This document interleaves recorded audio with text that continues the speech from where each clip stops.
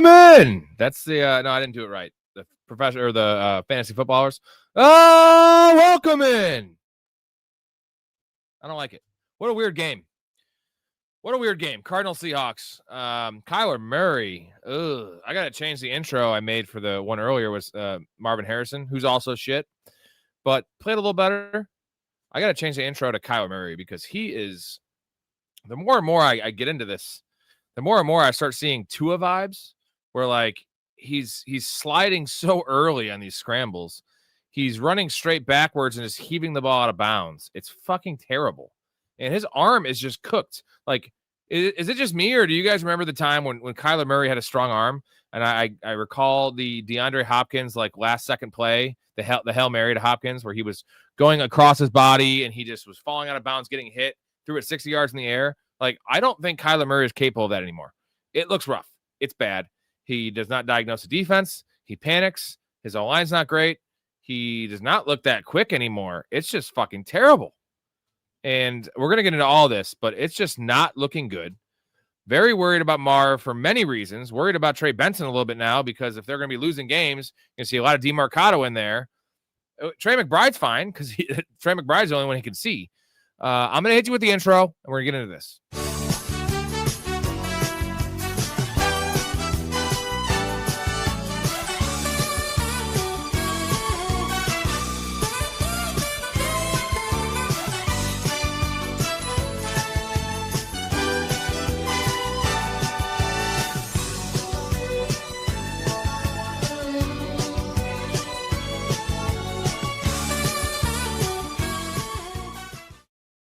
That was the wrong intro. That was supposed to be Marvin Harrison as a turd. Whoops. Either way, Michael Penix is also a turd. So, anyways, let me know your thoughts on the game. I know I see 6 people in here at least. Let me know your thoughts on the game. Fantasy implications. I have a whole Kenneth Walker thing I got to get into. It was not great for Kenneth Walker. His numbers look fine, but if you watch the game, I'm way, way more worried about Kenneth Walker than I am Trey Benson because Zach Charbonnet is behind Kenneth Walker, and Zach Charbonnet is a full-grown man that gets what's blocked for him. We'll get into all that.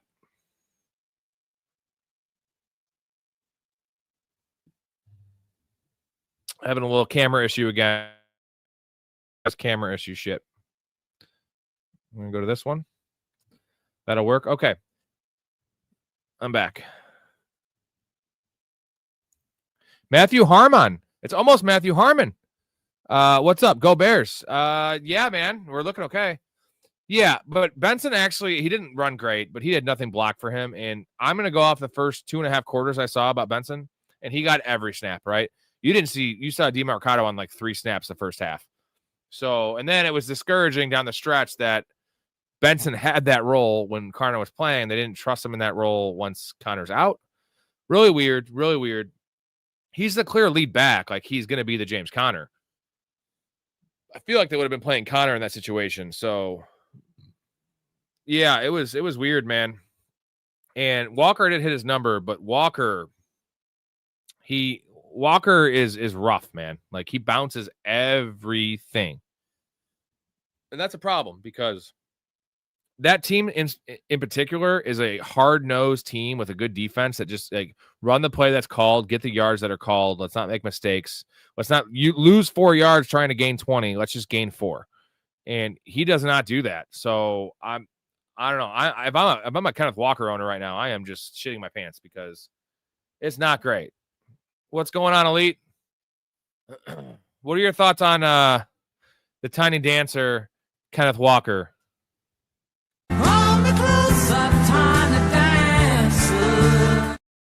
I could probably take 4 or 5 highlights from this game in terms of the tiny dancer. And, well, we all started Benson because it was the thing to do. It just they didn't play him. I mean, he had 6 carries in the first half. Well, no, K9's a good player. What up, DB? K9's a good player. He's just a silly player. Like, and Colby, that is a good call. Yeah, that's what I said. I said RB 18 on the year, which is fine. I mean, I thought it'd be more volume, but like he did have 5 catches. It's just weird ass game, tough defense. Colby says Marv looks like he's not even trying. The interception he stopped on was rough, and that's just a microcosm of who Marvin Harrison is. Like, I want to see some fire. Like, I heard some people giving Travis Kelce shit about the Andy Reid thing. Like, that's because he's an all-time great and he wants to win.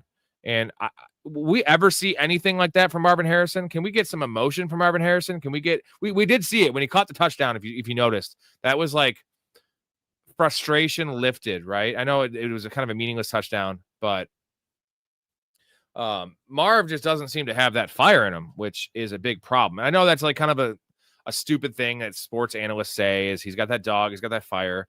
I much more believe in it when someone doesn't have it, right? When someone has it, it's like, okay, whatever. It doesn't make you a good player. When someone doesn't have it, it can make you a bad player. So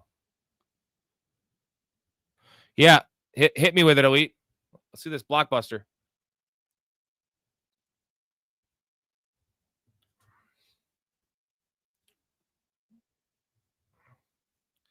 He has that crazy stare. Here's the one defense I will say about Marvin Harrison. As bad as it's been, right? With Kyler being bad, with him being bad, with him dropping passes, with his scheme being bad, Marvin Harrison legitimately has 10 touchdowns in 20 career games. Like, that's pretty good. I mean, he's bad. He is not the player he was drafted to be.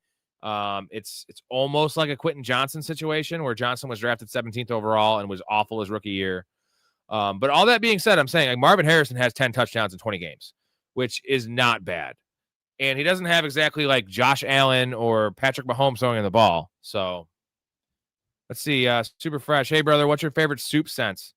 I mean, like soup sense. I like chicken noodle, bro. I think it's just like warming and like reassuring, you know? Let's see. Elite has in a 10-man league. I traded away Breece Hall, Ibuka, and Judkins for Gibbs, full PPR. Yeah, that's a lot, but it's a 10-team league, so you're getting the best player. That's a haul. I mean, I don't know why that guy wants 3 players for 1 in a 10-teamer. That's the thing. Colby, it's not even just Marv. Besides Trey McBride, no one on that team, like, they just give up on routes. So, like, I'm not saying Marv doesn't do this. I'm saying, like, everyone on the team is giving up. And you know what I was thinking when I was watching the game? Kyler's a hateable dude. He's a cocky little prick. That you heard, did you watch the beginning of the game when they were saying that he could have played baseball, and they're like, actually, Kyler says he could still play baseball. Like, why is he saying that? He's a franchise quarterback that has a max contract, and like he can't play baseball. First of all, no, that time passed, bro. Baseball is a skill game that if you take 6 years off, you're gonna be minor league at best. So the Call of Duty thing, I love Call of Duty, not as a professional athlete. He doesn't seem very dedicated. He's kind of a little bitch. I think his teammates hate him. Now, is that a hot take, or do you think his teammates fucking hate him? Because I think I would hate him if I was blocking for him, if I was running behind him, if I was a receiver for him. He's a little diva that sucks. Yeah, it's a lot to give up. If it was a 12-team league, Elite, I wouldn't like it. But it's a 10-team league, and you'll replace those guys with some high upside bench stashes, and I like it. But a 12-teamer, I would not like it. You know, injuries, bye weeks coming up. 10-teamer, you can afford the depth. DB, how do you feel when you trade away Kenneth Walker and Sharp and getting Jacobs? Yeah, fuck yeah, dude. It's going to be a headache all year. We just saw it. I mean, Sharp's coming in banged up. Kenneth Walker's bouncing everything. Dancing out there, tiny dancer. Jacobs is a depreciated asset right now just because his touchdowns have been solid, but his receiving game work has not been there, and it will be there. He is still the focal point of that offense. Josh Jacobs, top 8 RB. Who are you going to start? Like, having both of them is tough because, like, you're going to start the wrong one. Tonight, the right one was Charbonnet. Next week, the right one will be Kenneth Walker. You'll never know. You'll probably just end up starting Walker every week. Kyler's an annoying bitch. I hate him. My original Rob, my other buddy Rob, who I started the podcast with. By the way, check out the new logo. What do you guys think of the new logo? Top right corner. Give me your grade on the new logo. I told you I'm partnered with a new betting site. I can't really say the name of them yet because I haven't signed the deal. It's not official yet. But I wanted to make a new logo for them and for the channel. I think that's a dope-ass logo. Shout out to Ben. Ben made that for me. 9 out of 10. I'll take 9 out of 10, DB. It pops, right? It pops a little bit. And the R2, right? Like, so this logo, the one I have behind me here, it's Rob squared, and like it's become Rob's round table, but like Professional Fanatics is more the channel. So just going with R2 doesn't make a whole lot of sense. That's all my gear I have right now. I'm gonna get all new merchandise with that logo. So yeah, dude, Elite, toss it on me, baby. Hey, Story's in the chat. He is currently out of town. How was that ball game, Story? A little rainy? Colby, that's a great point. Ken Walker looks like the best RB in the league on a few carries and looks like the worst in a few. He just needs to get what's blocked for him. Like, not everything needs to be a home run. He is literally like, remember Adam Dunn? Remember Adam Dunn, the baseball player, where he literally was the first true 3 outcome hitter, or it was a walk, a home run, or a strikeout? Like, that's Kenneth Walker right now. And it's okay to hit some singles, Kenneth Walker. It's okay to hit some singles. That's all we want. Yeah, well, Ben is the my boy Ben is the tech guy on this channel. Also a co-host, but you know, them young guys, they know their shit. Yeah, Elite, give me that. Well, hey, we all would have started Benson over Marv, Cheerio. Like, everyone did it. Why wouldn't you? It's automatic. Marv was 1 for 8 in the first half, and they just went away from Benson. It's fucking rough.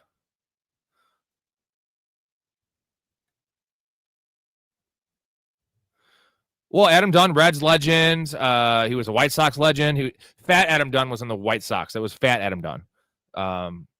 Yeah, true 3 out of the craziest bombs you'll ever see, man.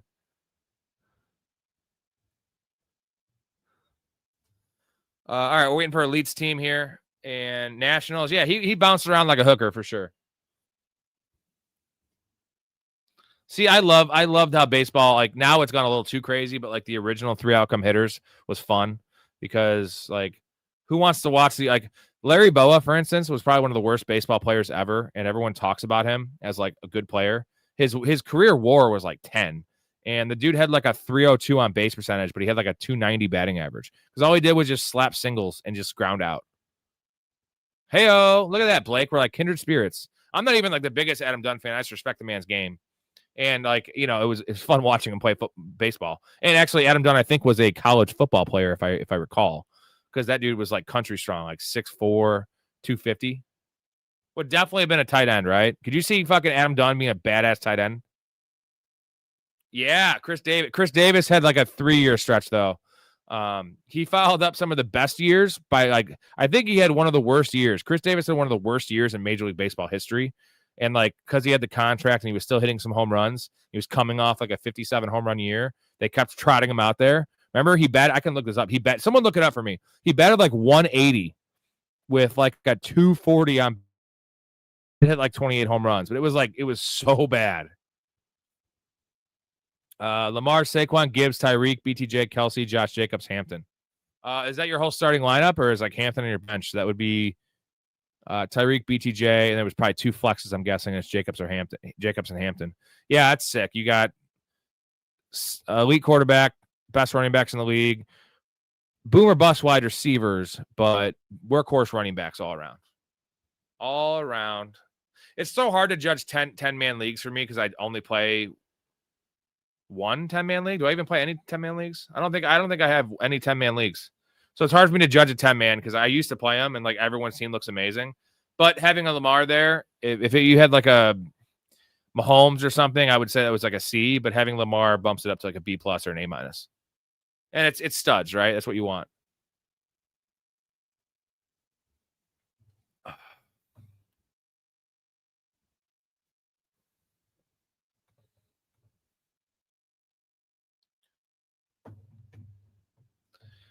Story, it's a 10-team league just for reference. Because I said in a 12-teamer, I probably wouldn't have dug the 3-for-1 here. In a 10-teamer, like Breece Hall and Judkins are kind of, you know, middling.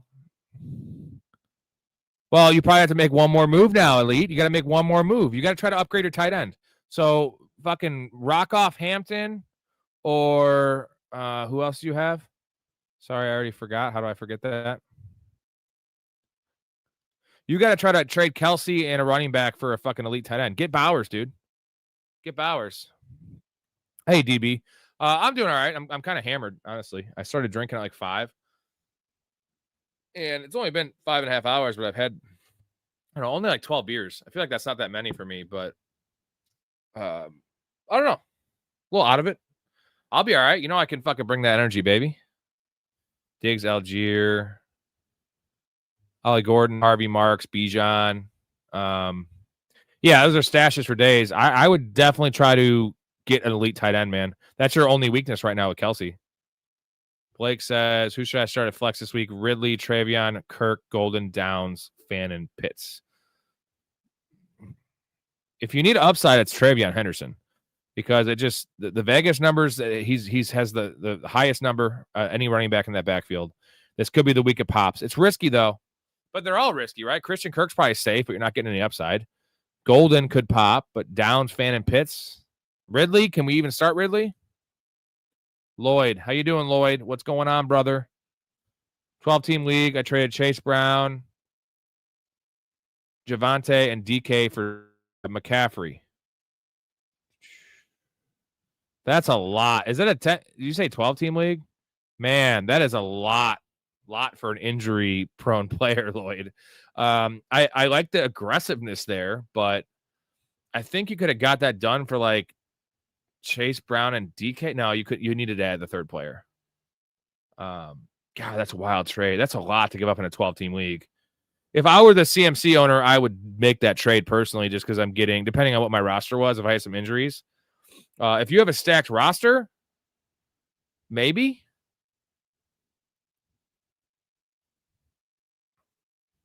Well, see you, DB. Have a good night.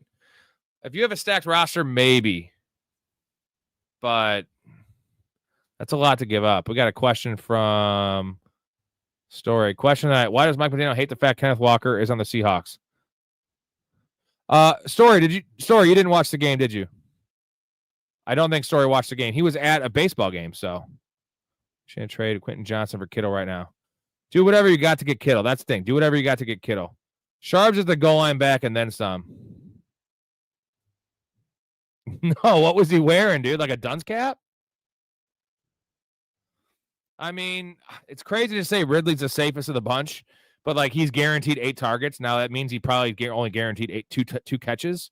But man, is it full PPR? Sorry if you mentioned that, Blake. I don't know. I just can't trust Golden. I can't trust Packers. I know it's a great plus matchup for the Packers, but yeah, do it, bro. Do it. You'll stream tight end until you get Kittle back. Kittle will be back week 6. Dude, that's like I don't know, man. They all have their like I can make a case for any of them, right? The Ridley case is the bounce back and a decent matchup. Travion case is workload. If he gets 14 touches, he's the answer. But like you're banking on like, you know, we literally just watched. Granted, this was game script. We watched Trey Benson play 80% of the snaps in the first half and have 6 carries and 4 catches, so 10 touches in the first half.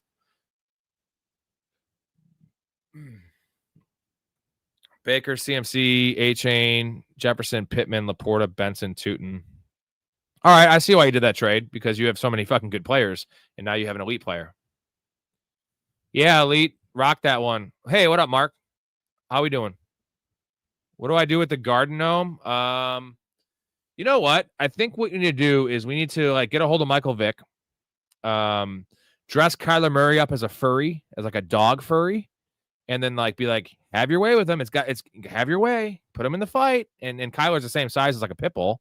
So he's not a stick, but he's same size. And they'll do that. He's the sad thing is Kyler did what he always does, and it ended up with 20 fantasy points, right? And which is he's gonna be quarterback 11 or 12 or 13 in the week.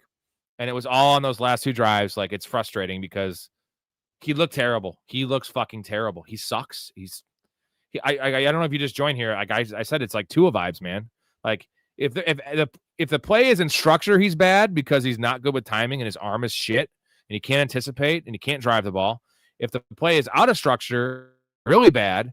And then when he has if it's not a wide open scrambling lane, how many times did you see Kyler do that little pussy scramble and like go down after 3 yards when he could have had 6 or 7? I get he's small. This is a division game, an important game. Stop sliding Kyler Murray, you bitch.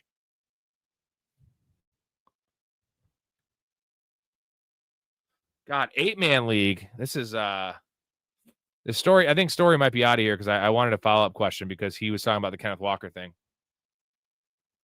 What do you think of this 8-man league after a couple trades? Full PPR: Hurts, CMC, Gibbs, Tyreek, AJ Brown, Kraft, and / Kittle, King Henry, A-Chain. I mean, it's amazing. I don't even know how to wrap my head around like what a good 8-man team is, just because I'm so like into like my fan tracks, which is 12 teams, 3 receivers and a flex. My commissioner leagues are like the same, but add a flex. So like so many deep leagues, and you know what I mean? It's just tough to, I mean, it's a stacked ass team. I'm sure there's a lot of other stacked ass teams, but CMC, Gibbs, King Henry, A-Chain, Jesus. You have 4 of the top 14 running backs. Your receivers are a little poo.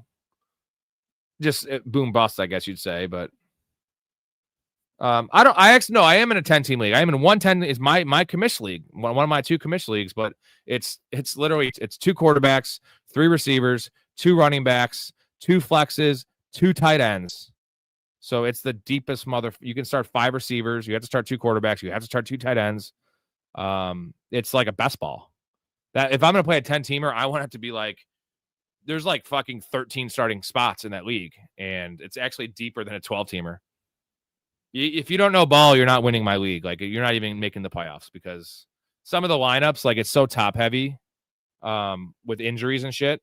And the teams that like already were bad had injuries, and they're just starting like Josh Downs is like not even the second flex in some people's teams.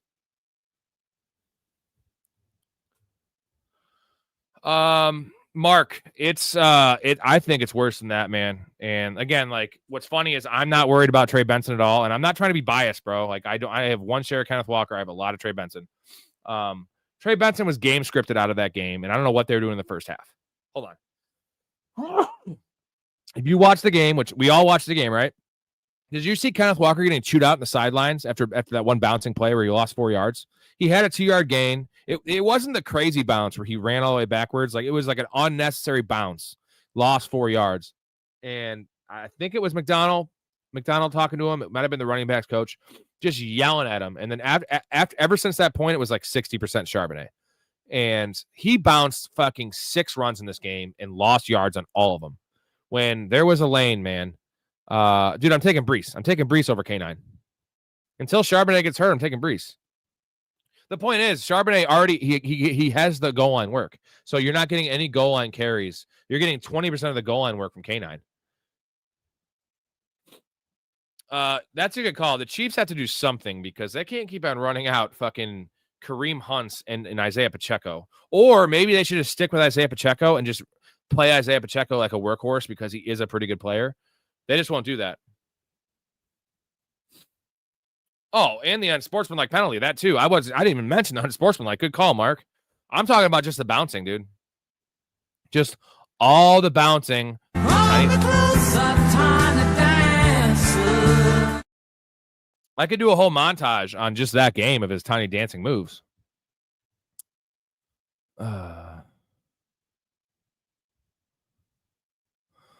Bryce, Warren has a higher, I don't know, Pollard's going to play all the snaps. Like what happened to Benson tonight is not going to happen to Pollard because they don't have any, they have like Julius Chestnut behind him. And I know I said the same thing about DeMarcado, but I did also say DeMarcado is going to play the passing down snaps. Majority of them. Like Pollard is just playing everything right now. And unless that changes, I don't think it's going to change. I'm just a little more worried about Gainwell having more of a role, not more of a role than Warren, but more than a role than Chestnut. And it's a tough matchup. So I'm still going Pollard because you have Pollard for 1 or 2 more weeks with all of the work.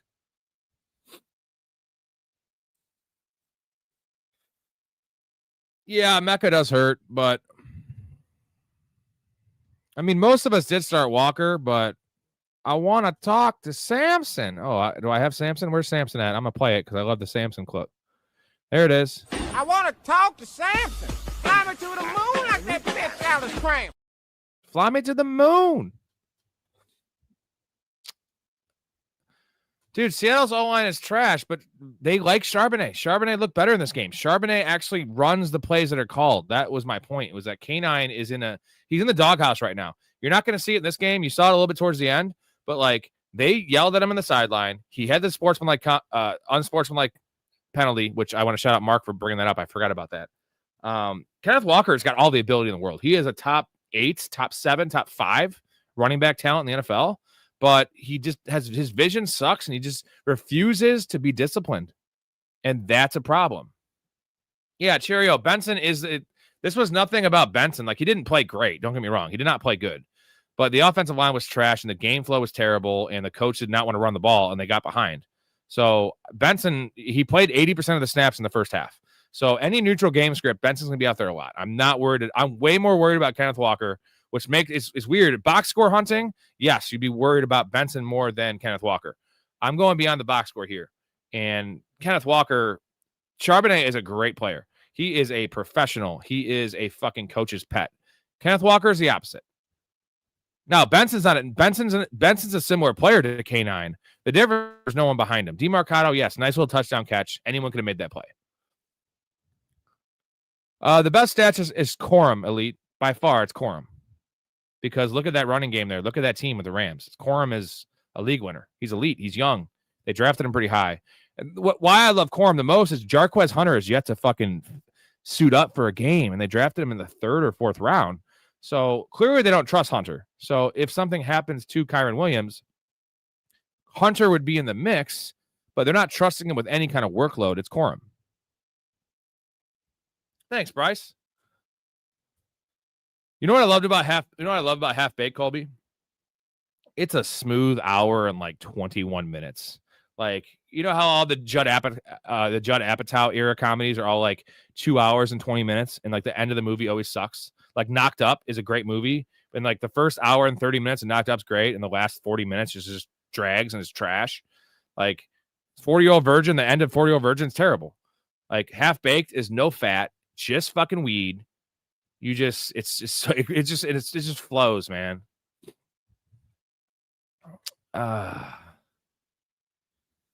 I mean, if they don't bring someone in, DeMarcado would be. He's bigger than I thought, man. I forgot he's actually kind of a bigger scat back. Like, he's like 205 pounds. So he actually looked like almost the same size as Benson. So I would say so. Before this game, I would say no, and not because of the workload. The workload again was false. It was just the game script thing.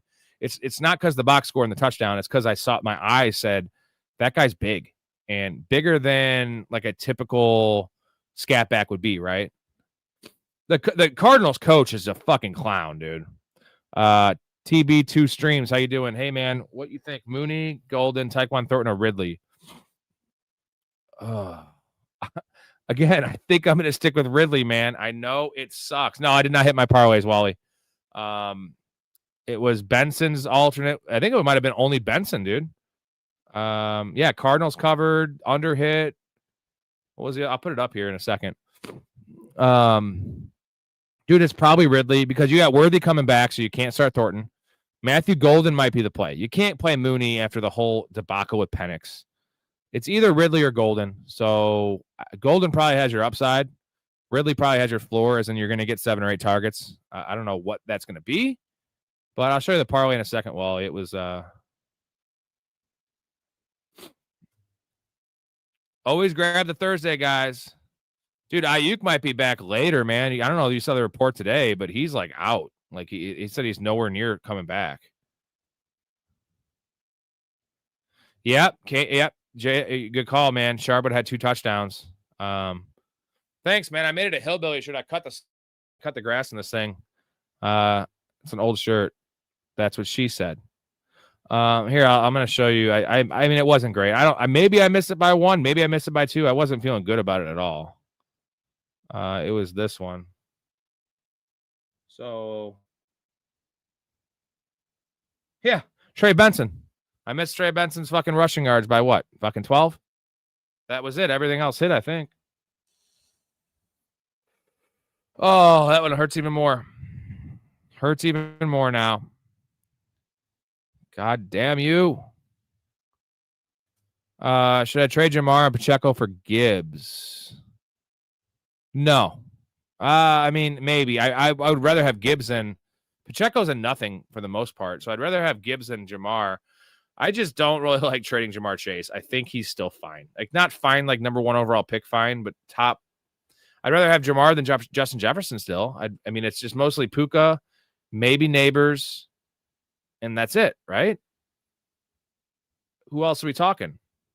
St. Brown? Like, I think I'd still rather have Jamar Chase and St. Brown, bro. Like they're gonna spread the ball around and run the ball in Detroit. Like they cannot run the ball in Cincinnati. Like that's been established. Where like I'm not too worried about Chase Brown because I think he's gonna still have 4, 5, 6 catch games. They're not gonna be able to run the ball in Cincinnati. Their game's bad and their offensive line's terrible. So Jamar Chase is still gonna lead the league in targets. So yeah, well, the first half, Devious, we did not feel good. I had to start Marvin Harrison in 4 leagues. I think I benched him in 2, like for like Chris Olave, and I think like it probably would have been like Scatabo or something. One of those running backs that like is now a starter. But hit 1 catch for 8 yards, and the drop, which turned into interception. Yeah, every week, Todd, like Golden's being missed, and it will hit. Don't get me wrong. The only problem with Golden is that's the only kind of routes he's running. Like Matt Harmon, I watched Matt Harmon's reception perception on him, and I saw the graph, and it's like 60% fucking go routes, or at least vertical routes, like deep in breakers. It's nothing underneath. It's nothing designed, and that's the problem. That's also the problem with Marvin Harrison, right? The difference is Marvin Harrison is, like I just said, as much as we hate Marvin Harrison, 10 touchdowns in 20 career games. He is a pretty good, he's a big body, right? So he's a pretty good red zone guy. Like he actually doesn't compass that because his hands are trash. But I mean, yeah, well, luckily I lost my Trey Benson bet, but I hedged it and it was a risky because I did Marvin Harrison over 30 yards at halftime. It was he was at 8 yards. He had to have 22 yards to get that bet. And I was like, fuck it. I knew I was going to lose a Benson bet because the game script looked terrible. And I did set it in the chat. And I said, well, I didn't say for sure do it because I don't want to put my name on that one, dude. I just said, like, do we dare do it? Should I dare do it? And I did do it. Didn't feel good about it. Well, it's a big question here from Mark. What's the reality for Pickens this week? Does he soak up these CD targets or still use them as downfield threat? I hope they change his role because currently as constructed with, the first 3 weeks, even the snaps he had without CeeDee Lamb out there, he was exclusively playing X receiver and not used creatively, which George Pickens is good enough as a player to be utilized like that. I think they're going to have a game plan this week because they have to get their best player involved, and sending him out there all the way out wide with the safety over top is just not a winning strategy, but they have no other playmakers unless you're going to just dump the ball down to Ferguson again 12 times. So they're going to have to use him good. I'm high on him this week just because of the target volume, but it's the next 2 or 3 weeks after this. This one might be rough. It might be 6 for 50. It might be 5 for 70. If he catches a touchdown, great. It's the next couple weeks where he's going to boom. And then the rest of the season. I love George Pickens. He was one of my PPs. Big fan of George Pickens. Got 2 touchdowns already. I think it's still Mason for me, man. Elite. I think it's still Mason. It's tough though. It's tough. I just think Mason is just so far and away the lead back there. And I'm not saying Hampton's not, but I believe the Vikings. Then if we're just like not gonna predict game flow, like the Vikings will run the ball more than the Chargers, just based on the first 3 weeks. Man, you have both those in your team, Keenan or Quentin Johnson. Full PPR Keenan, half PPR Quentin. Is Rashid top 15 off the rip? In PPR, I'd say so. I think we're going to see a lot from this game against the Ravens with Xavier Worthy. So we got to see how he looks, how they're utilizing him, how many snaps he's playing. Is he wearing a big old bulky brace? That's what we got to see. Do I trade Jordan Mason or K9 plus Kraft? K9 plus Kraft plus Keenan Allen for James Cook and Bucky Irving. Who's your tight end, Wally? Do you have another tight end? Like, do you have like a Tyler Warren or something? Because that's not too much. You're getting James Cook and Bucky Irving. I mean, Jordan Mason is still worse than Cook or Bucky in my mind.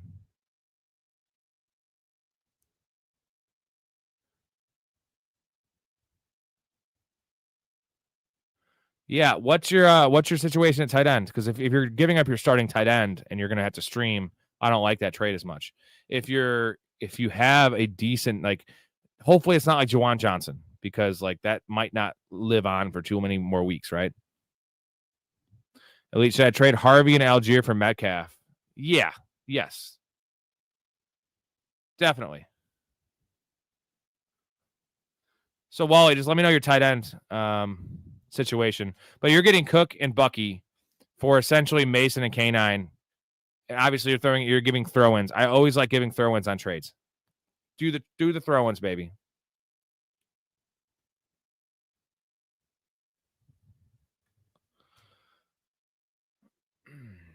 No, that's the problem. Is like it's good for Charbonnet because you didn't draft Charbonnet as a starter. So like the 50-50 workload is great for Charbonnet because he's getting the goal line work, not getting any pass catching work, which is weird because Charbonnet is a pretty good pass catcher, but he's not as dynamic as K9.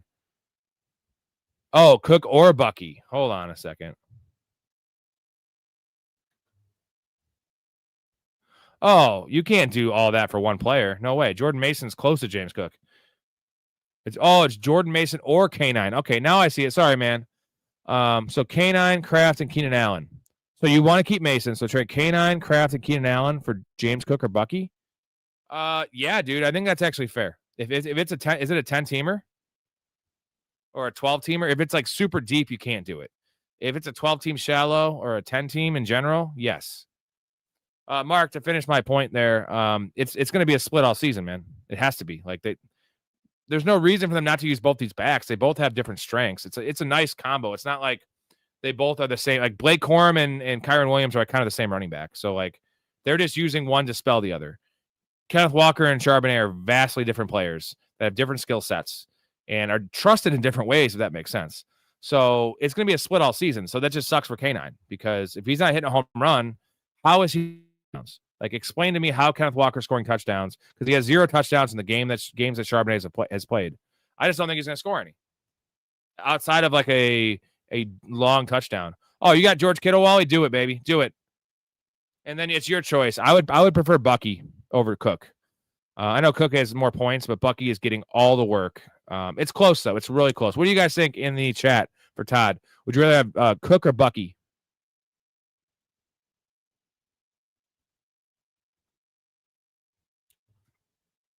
Hey, real quick, before you do the trade, you're going to have 2 open spots. Look at his bench. See if he has any high upside, like running back stashes. So if you can find a Algier, Corum, even like a Rico Dowdle, anything that's going to be better than what you have to pick up on the wire, don't accept it. Say, I don't want to have to pick up guys on the wire. I want 3 for 3 or 3 for 2. Get his best bench player.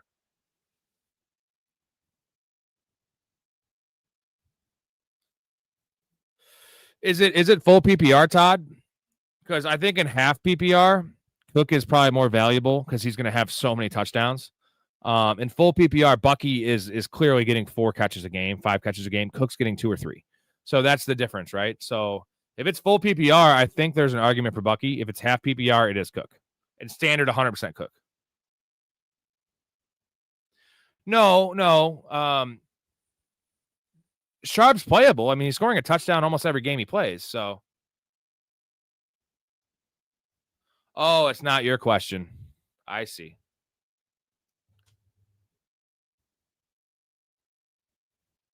I'm missing something.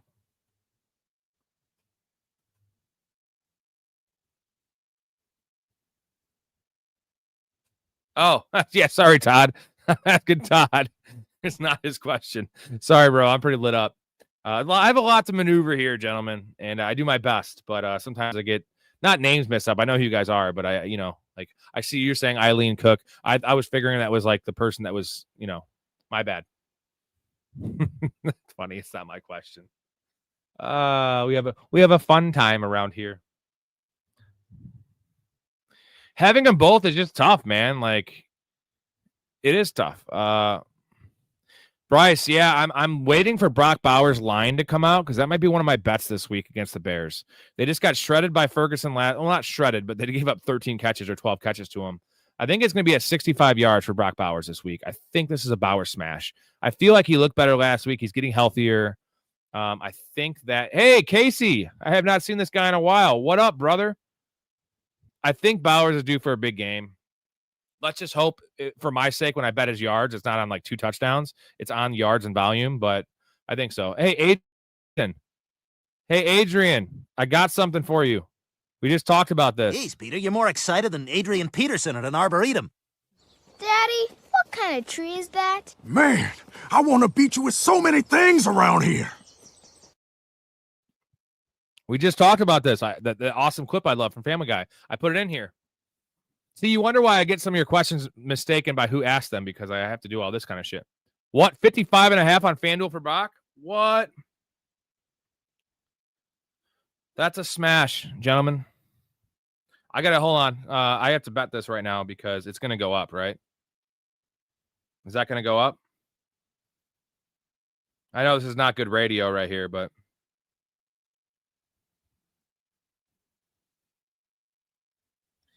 let's check on the old DraftKings. Good to see you on here, Steve. No need to apologize, my dude. No need to apologize. Sorry, bear with me. I need to bet this Brock Bowers thing while it's here. You're getting a live look at, let's see.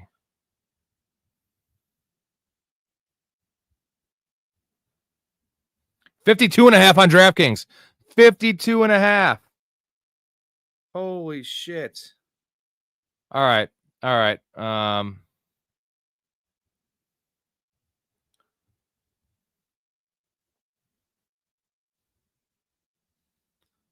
playing a clip and then I'll be back. I have to bet this. Tell me, officer, do you have any idea how fast you were going? Well, I got a 426 Hemi in her. I can get her up to as good as 155. Never do, though, of course, unless I'm chasing a cute chick in a Ferrari.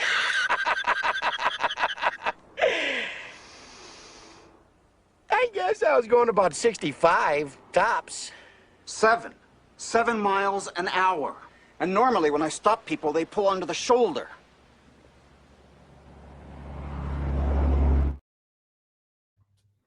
Thank you, Adrian Peterson. Look at this guy promoting my channel. Hey, for those who just, what do you guys think of the new logo? Top right. What do you think about that? I want your real input on this one, because I haven't signed it yet. About to partner with a newer gambling player prop, one of them like underdog type sites. I can't say the name of the site right now, contractual reasons. But that's the new logo I'm coming up with for the pod, for the show. They're going to sponsor my own events. Give me a promo code, 100% match deposit for all of my subscribers, people that watch the show. What do you guys think of the logo? 52.5, dude. Yes, Casey. 52.5 for Brock Bowers. 55 on. I saw 65. 65 was when it opened at, and then he missed practice. Or I don't know what the hell. I swear I saw 65 somewhere yesterday, and they took it off. So, thank you, Adrian Peterson. Well, so R2, it's now Rob's Roundtable. But originally the podcast, I started it 4 years ago with my buddy Rob. I'm Rob. It was Rob Squared. That's why R2. And I got all the logos and I got the merch, right? So I didn't want to change it. So I had to kind of like cheat and say Rob's Roundtable, which is fine. That's 2 R's. And I love the logo. I love the R2 logo. It's fucking great. So I'm kind of sticking with Rob's Roundtable as our like open format pod, not quite so much for the live streams, which is all I've been doing. But Professional Fanatics has always been the channel name, and then Rob Squared was the podcast. So I think it's pretty sick, bro. Shout out to Ben. You guys have seen Ben on here. He's my tech guy. I got guys all over there. It's a community, man, and you guys are also a part of this community. So, 52.5, Mark. 52.5 on DraftKings. That's crazy low, dude. Yeah, I agree. I like the plain black and white. Like I like what it has on the hat. Like that's actually it's on like a little, looks like wood. Yeah, it just pops a little microphone. That's exactly right, Bryce. It gives you an idea what it is opposed to just an R2. So again, I'm bad with all this stuff. Hence why like this channel has taken so many years to. It's always the content's always been there. I've always been there. The guests have always been there. It's just I'm fucking Amish, bro, and like I do have guys all over, and some of them are fucking hot, and I bang them. So, yeah, I'm gonna start getting some merch. I'm making new hats for sure because I get 40 of these hats. I gave a lot of them away. I wore a lot of them. I'm down to my last 2 that are like not like disgusting. So I'm gonna get new hats. Again, I got that promo thing coming up, which is gonna be awesome for all of you guys, and like I'm gonna get all that money. So whatever you guys deposit, it's gonna be matched, and then they give it to me. Besides that, I just had to endorse their product and they're going to endorse me on their fucking thing. It's going to be huge. Like I don't care about the money. I care about them getting my name out there, which is the idea, right? The rest will take care of itself, I feel like. But a lot of good shit, man. I have 2 months before my job offer. I have to accept or say no. It's a good job, good ass sales job. I want to do this. And I have a lot of stuff for the off season. I do MBA. I want to do this full time. It's hard to make a living doing this, but it's hard until it's not, right? And there's a lot of ways for fans to support their content creator. So, Steve, I'm gonna get the Discord. I know, Steve, we're gonna talk. I emailed you. I will take care of you too if you help me out with this. I just need people to help me out with some of this other stuff because I'm gonna create the content. I'm in the middle of this business proposal with this company. I'm creating a Patreon with a lot of really, really, really good perks for you guys, like 4 levels of Patreon stuff. Includes like live appearances on the show. I'm starting next year. I'm gonna do a fan league, maybe 2 fan leagues. Give away some free spots in that, or just you get to play with me in story. And it's no juice in there. It's a $200 buy-in or whatever. Just a lot of good stuff like that. Private coaching in terms of like I'll give you my number and line up decisions with me in story. I have a lot of ideas popping around right now. So yeah, Mark, NBA is my second thing. This is the first year I'm not going to play fantasy basketball because I'm going deep into the NFL here. And last couple of years, I just haven't done great in fantasy basketball because it takes me a month, the draft. I got to do like a month of prep if I'm going to win a league, like especially fantasy basketball. And it happens like week 9 of the NFL season. So fuck that. But I love daily fantasy basketball. I love betting player props, points, rebounds, and assists, all that kind of good shit. So this site that I'm talking about, again, I can't say that shit on the air. I don't want to nix anything. It's like player props. It's like an underdog, right? Pick'ems. But really good promo. Seems really legit. It's an up and comer, but it's legit. So I'm gonna do some stuff for that. Yeah, man. I hope so. I appreciate the kind words, Adrian Peterson, and I love your name, by the way, too. So see my comment, his bench. No, Wally, I did not. Can you say that again so I don't have to scroll up? Yeah, Casey. Email me. We'll figure it out, man. And like I said, once this shit takes off, you can be helping with some of my Discord and some of that stuff. I will, whatever it happens to be. I'll give you an elite membership of the Patreon for free. I'll fucking pay you money. I don't give a fuck, bro. I honestly don't give a fuck about any. Like, I care about this. Like, money is not gonna matter. I'm not a greedy dude. Like, never been greedy. I live pretty simple life. My wife has a good career. I just want to like do my fucking passion. We got Craig talking here. You got an NBA team? I'm a Bulls fan, and awesome in the '90s when I was a kid, and then D Rose era, awesome. Joakim Noah. I just like to make money. I watch the Bulls. The Bulls are just one of the worst NBA franchises right now, by a mile. They're like the Cleveland Browns. Crydog says, "Well, I get my rim licked if I'm top tier." Well, there's an extra special top tier that I can't actually list on the internet, and that includes like party favors. So that is a private tier. We'll call that the private tier. Wally has Pollard, Marvin Harrison, DJ Moore, J-Mo Williams, and Quentin Johnston. Yeah, 3 for 2. So try to pull off J-Mo, dude. Try to get J-Mo off of him. I would say Marvin Harrison. If he didn't catch that touchdown, he could have done it. So, hey, man, I see your Nugs thing. I see that, Alex. I was hoping he'd have like a handcuff running back. Yeah, I think J-Mo or DJ Moore. Try to pull one of those. Or Pollard if you can. I doubt you're going to get Pollard. Nugs are solid, man. I can't believe you guys got rid of all of your bench after you won the fucking championship, and then you had nothing. I do like the Michael Porter trade. Michael Porter's a bum. Todd, my boy Story is like a college fanatic. Like that dude knows, somehow he knows about as much about the NFL as I do. He knows like more about college than he does about the NFL. So I just can't, it's just too much, man. There's like, I know there's like, they do different conferences and shit. Too much for me.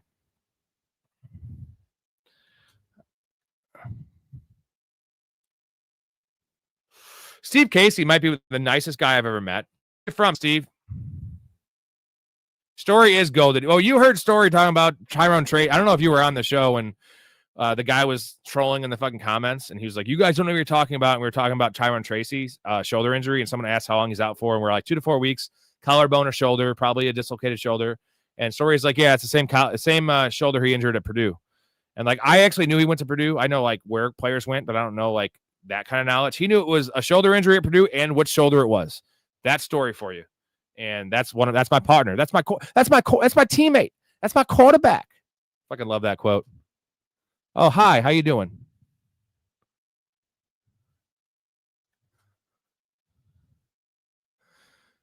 Yeah, I could see that, Alex. So are you an Eagles fan, Steve? Because unfortunately, I can't believe you're an Eagles fan because Eagles fans are typically all assholes. Philly fans are all assholes. So like you don't fit the mold of a Philly fan. If you are, you must be originally from Canada then because you're a nice guy. Now, I like people from Philadelphia. I just have an issue with most of the time the Philly fans I met are fucking nuts. They're nuts. So do they all give you shit about being like level-headed and like fair, not booing Santa Claus and like bringing a knife to games? Hey-oh, played against James Pierce in 2K. Cheerio says it's Hampton top 12 rest of season. Dude, it looks like it. I mean, if they don't bring anyone, if they bring someone in, it's going to be a problem. But apparently, as of now, as of currently constructed, you have a Hassan Haskins and you have Kamani Vidal. And Kamani Vidal has not dressed yet. I kind of do like Kamani Vidal as a third down back, but yeah, dude, probably. Well, Marvin had a roller coaster. That was a American Eagle type roller coaster game because he caused a pick by stopping on a route. He dropped an easy pass, which also caused a pick. So that's 2 interceptions he caused. Then had a nice sideline catch, and the touchdown catch was actually that's what we expect from Marvin Harrison, right, Scott? It's a pretty beastly catch, right? His hands are just trash. And I didn't have any concerns personally, or I didn't hear any concerns coming out of Ohio State about Marvin Harrison's hands. Like it wasn't like he was like elite hands, but like we all heard the Quentin Johnston concerns about his hands, right? Coming out, like that was a concern. We didn't hear that about Marvin Harrison. So you got Benson, Addison, CD, Vikes, D, and Kittle. That's a stacked bench. Try to get one more usable player. Like I think Pollard is the dude that you could try to get.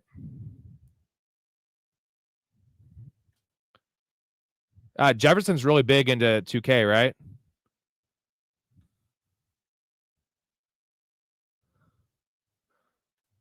I like Bills Mafia. I think some of the best are the smaller, like Steelers fans. I think Pittsburgh fans are usually really, really good, like good people, and they're really knowledgeable, right? Where you don't want to go to is the coasts. So every LA fan is just a transplant fake ass fan. They show up late to games. New York fans hit or miss.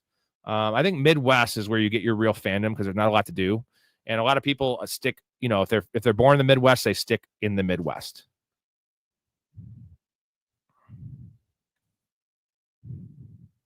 How do you feel, Steve? How do you feel about your chances this year? What are you feeling? Because your O-line is not the same. Your defense looks really, really not suspect, but I'd say above average. Mark, I can definitely argue Judkins top 25. He looks good. The snap share was amazing last week. The only thing looming is this potential suspension, right? And we haven't heard anything about it. We won't hear anything about it till it happens. We've seen that before. It might not happen this year. It might happen next year. It might not happen at all. It might be 3 games. It might be 6 games. There's just some uncertainty there. So, and a lot of people aren't talking about it. So I feel like it's I don't know. It's a risk, man. But he's good. And the nice thing is that defense is top 5. It's right now currently number 1 in the league. So you want a running back tied to a good defense, close games, etc. I'm thinking of the movie Split, etc.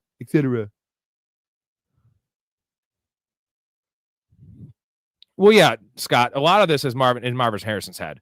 But the only other problem with Marvin Harrison is I was just saying he doesn't look competitive. Like I want a guy that has some fucking fire and fight. Like I'm gonna just revert back to Steve Smith Sr., one of my favorite receivers ever, man. Panthers and then Ravens. That dude wore his heart in his sleeve in a good way, right? He didn't make boneheaded like emotional plays where he was like getting penalties and shit, not like a George Pickens. He was just like ballsy out there and fighting and blocking, and like you saw it on the bench, you saw it on the field.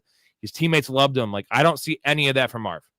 And I know he's a young player and he's been groomed to be this superstar like Steph Curry was from a young age, seeing as his dad is who he is and he was in locker rooms. Give me some fucking emotion, Marvin Harrison. Give me a little something. You're struggling. The team's struggling. Kyler doesn't show it. Trey McBride doesn't show it. Give me something. Give me something. I need something. Yeah, Vikings fans, Wally, I've had very good experience with Vikings fans. You guys haven't won a lot, but you're always a very competitive team. There's not a lot to do up there in terms of there's not a lot of other teams to root for up there. It's not like a mecca of sports. So the Vikings fans, like dude, that's one of the best home field advantages in the world. Like you cannot get a play call in as an opponent, as the opposition, right? You saw it on Monday Night Football, right? You can't. It's impossible. Yeah, Vikings fans for sure. Denver fans, well, Denver fans are lit, bro, because you guys are all high, right? Nothing against it. It's all legal. Weed has been legal in Denver for much longer than it has the rest of the country. Yes. Brock already went up to 57.5. So it was at 52.5 on DraftKings. So that's going to go up too. So I'm so glad you said that. This is why I love this pod. Now it might hit under because remember last week I had Lad McConkey 54.5 and it ended at 64.5. And I hedged it. I bet the under. I put like 30 or 40 on the under to try to win both of them. But when you see a 10-yard swing and then you end up losing the over, fucking insane.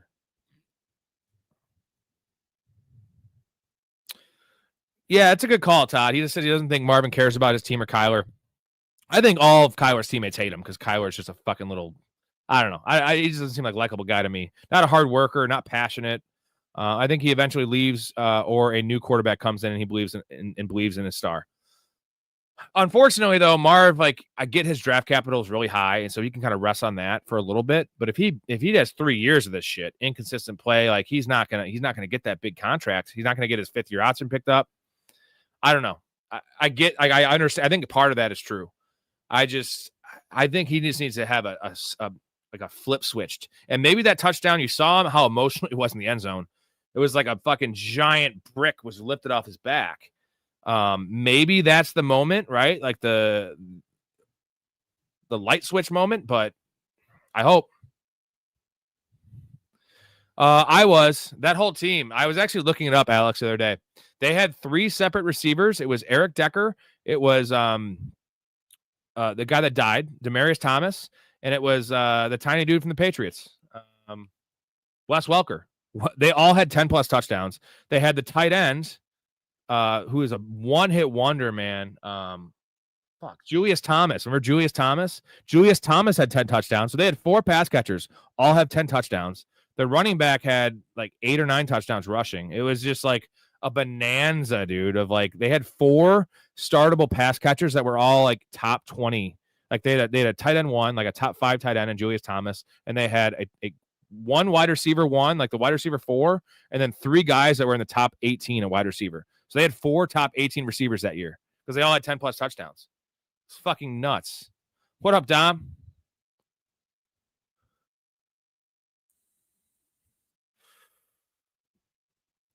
Okay, well, 12-4, the regular season, Steve, for you guys doesn't matter, right? It doesn't matter because you don't need home. A team like the Eagles does not need home field. A team like the Chiefs does not need home fields. You know who needs home field? The Ravens, the Bills. I think the Packers this year. I think the Lions need home field. Like the Eagles don't need home field. Wow, you're way lower. Probably knocked to the playoffs round 1 or 2. Dom says Marv is trash. I mean, I get that sentiment. It's just the Super Bowl runs through you guys until it doesn't. And we just saw the Packers, who were anointed, lose to the Browns at home. That's all I'm saying. Eagles aren't losing that game. And I'm not an Eagles fan, and I actually despise the Eagles, mostly because your fan base. And I don't think Jalen Hurts is very good. I think he's good at one play. I think you guys have devised a cheating method to just dominate the NFL. And until they take it away, it's not cheating, right? I'm a baseball guy. I played baseball growing up. You cheat when you can. Not like Houston did. Okay, you don't use technology to cheat, but when you can cheat, when you can like manipulate the system, you do it. That's sports. So I respect what they do, and Jalen Hurts is the one-of-one quarterback that can squat a fucking 1,000,000 pounds. That's a badass. They don't care about running him into a fucking line of 2,000 pounds of dudes. So I give them credit. I'm not hating on it.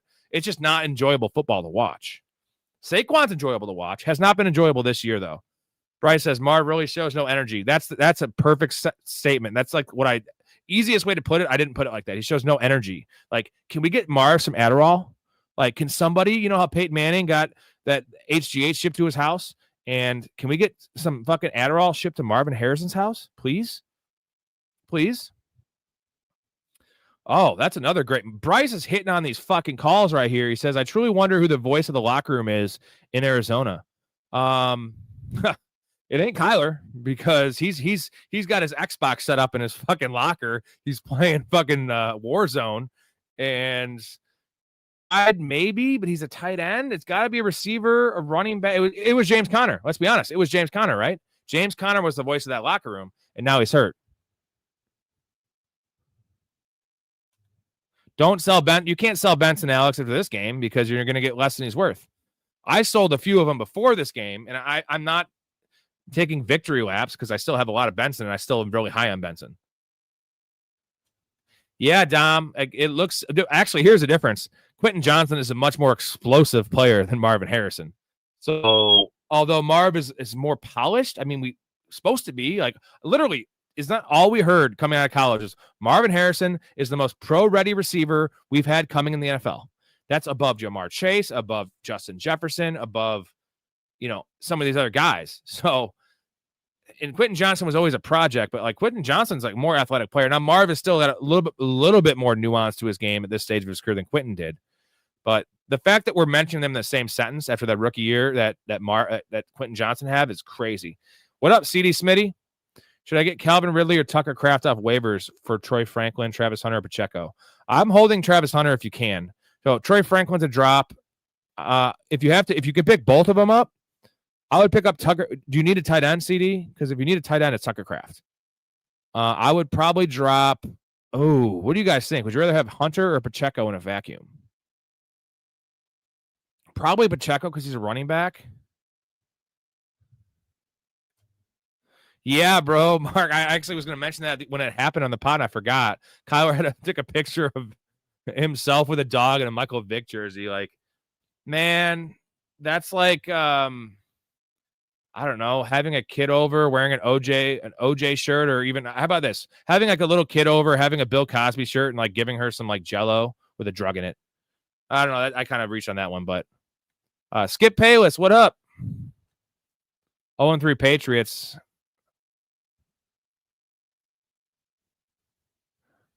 Jacob Tammy, deep cut from Blake. Blake, you were like 8 years old when that happened, weren't you? What was that? What year was that? 2015? 17? Good call, Dom. Well, he's not quite the psycho like Aaron Hernandez, but Marvin Harrison Jr. did murder somebody, most likely, at a car wash. His car wash that he owned. He's probably he's more of the Ray Lewis killer, because Ray Lewis, there's some ominous facts about that. Like, we know Ray Lewis was involved in the murder. We don't know if he actually killed him. We know Aaron Hernandez killed multiple people at multiple different dates. Marvin Harrison most likely did kill somebody, or at least was involved in a murder. Nicest guy ever, though. Marvin Harrison Sr. is the nicest guy ever. Little small head on him. Super nice guy.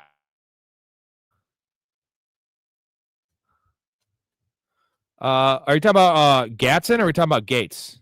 Talk about the rookie, Dom. Let's talk about the San Diego tight end, or Orlando, or what is it? Orlando Gatson. Kevin, it is kind of like the Pickens situation. The difference is, like, I'm saying this positively. At least Pickens showed some fucking emotion, and like he'd freak out. Now, it wasn't good for his team, but at least showed that Pickens like wanted the fucking ball and wanted to win. One of the two. We don't see any of that from Marv. Like, he just like ho hum, like he's like punching the clock, working at like Meijer or Jewel or some grocery store. Like, okay, time for me to go now. Can I get my paycheck? I think so too, D. I think that touchdown was huge for him, man. And I really hope it was, because I don't want to root against the kid. And I do have him in a decent amount of fantasy leagues. Good call, Dom. If you ain't cheating, you ain't trying. Unless it's on your wife. Don't do that. Do you go to a lot of Eagles games, Casey? Because that's got to be nuts when they lose. The Eagles and the Chiefs are probably the two worst watches this year in football, right? Marv's a start next week. I mean, I started him in most leagues this week. I think 5 out of 7 I started him in. I have 4 or 5 Marv shares. I didn't have a lot of better options. I think I benched him for Olave in a PPR league. I think like Scatabo once. Yeah, that's a good. If Kraft's on waivers, that's a fucking smash. I don't know, maybe because of the injury or it's a really shallow league. Yeah, X-Worthy. And hopefully this is the real Xavier Worthy. He has some insider information. Said Buda Baker wanted to be traded at one time because he was tired of all the bullshit and not taking the team seriously. Because the leader is Kyler, right? Buda Baker's the leader on defense, but unfortunately, like you cannot have, unless it's a Ray Lewis personality, like an elite Brian Urlacher, Ray Lewis, Troy Polamalu, like that type of player. Buda Baker's not that. You can't be a leader on defense. You can be the leader of the defense. You can't be a team leader. You can't be the team leader. How about that? Yeah, Puka's quarterback proof, bro, because he gets all those high value touches, and as long as Sean McVay's there, he's a first round pick. Now, if Sean McVay leaves, issues, because Sean McVay is the engine, right? Yeah, Tucker Kraft's top 5 tight end in my mind.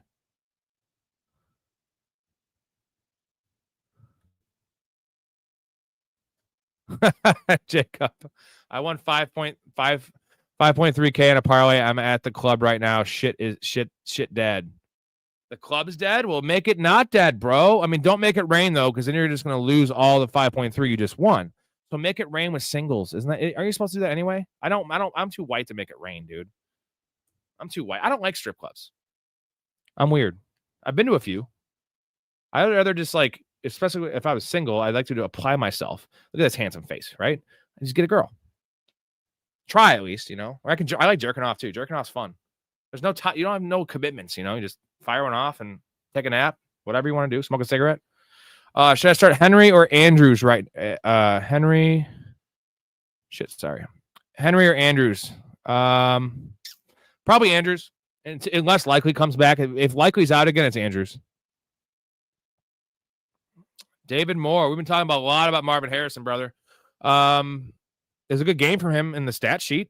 It was rough. Same old shit. Blake said he turned 16 in 2015. What a young man.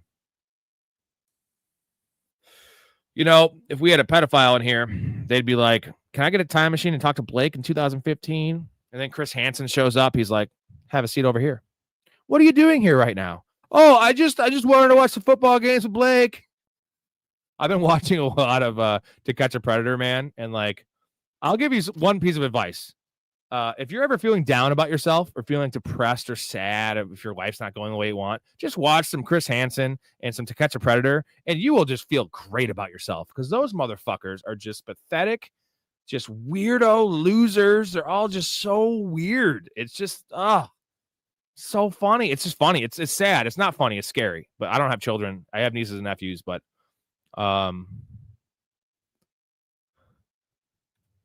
yeah, good call, Bryce. Once November 14th comes around, you got to start fading Kyler props. The new Call of Duty rolls out. Yeah, dude. And the thing is, I think he's gonna get more snaps, because who's the guy there? Sorry, I've been drinking. I should know this. They have 2 tight ends there ahead of him. The guy they got from I'm not really sounding very legitimate right now. I'm probably losing watchers. I did lose watchers because I suck. He's going to be out again anyway, so Gadsden's going to get more snaps. He is a receiving tight end, so I do like Gadsden, but there's a lot of mouths to feed there.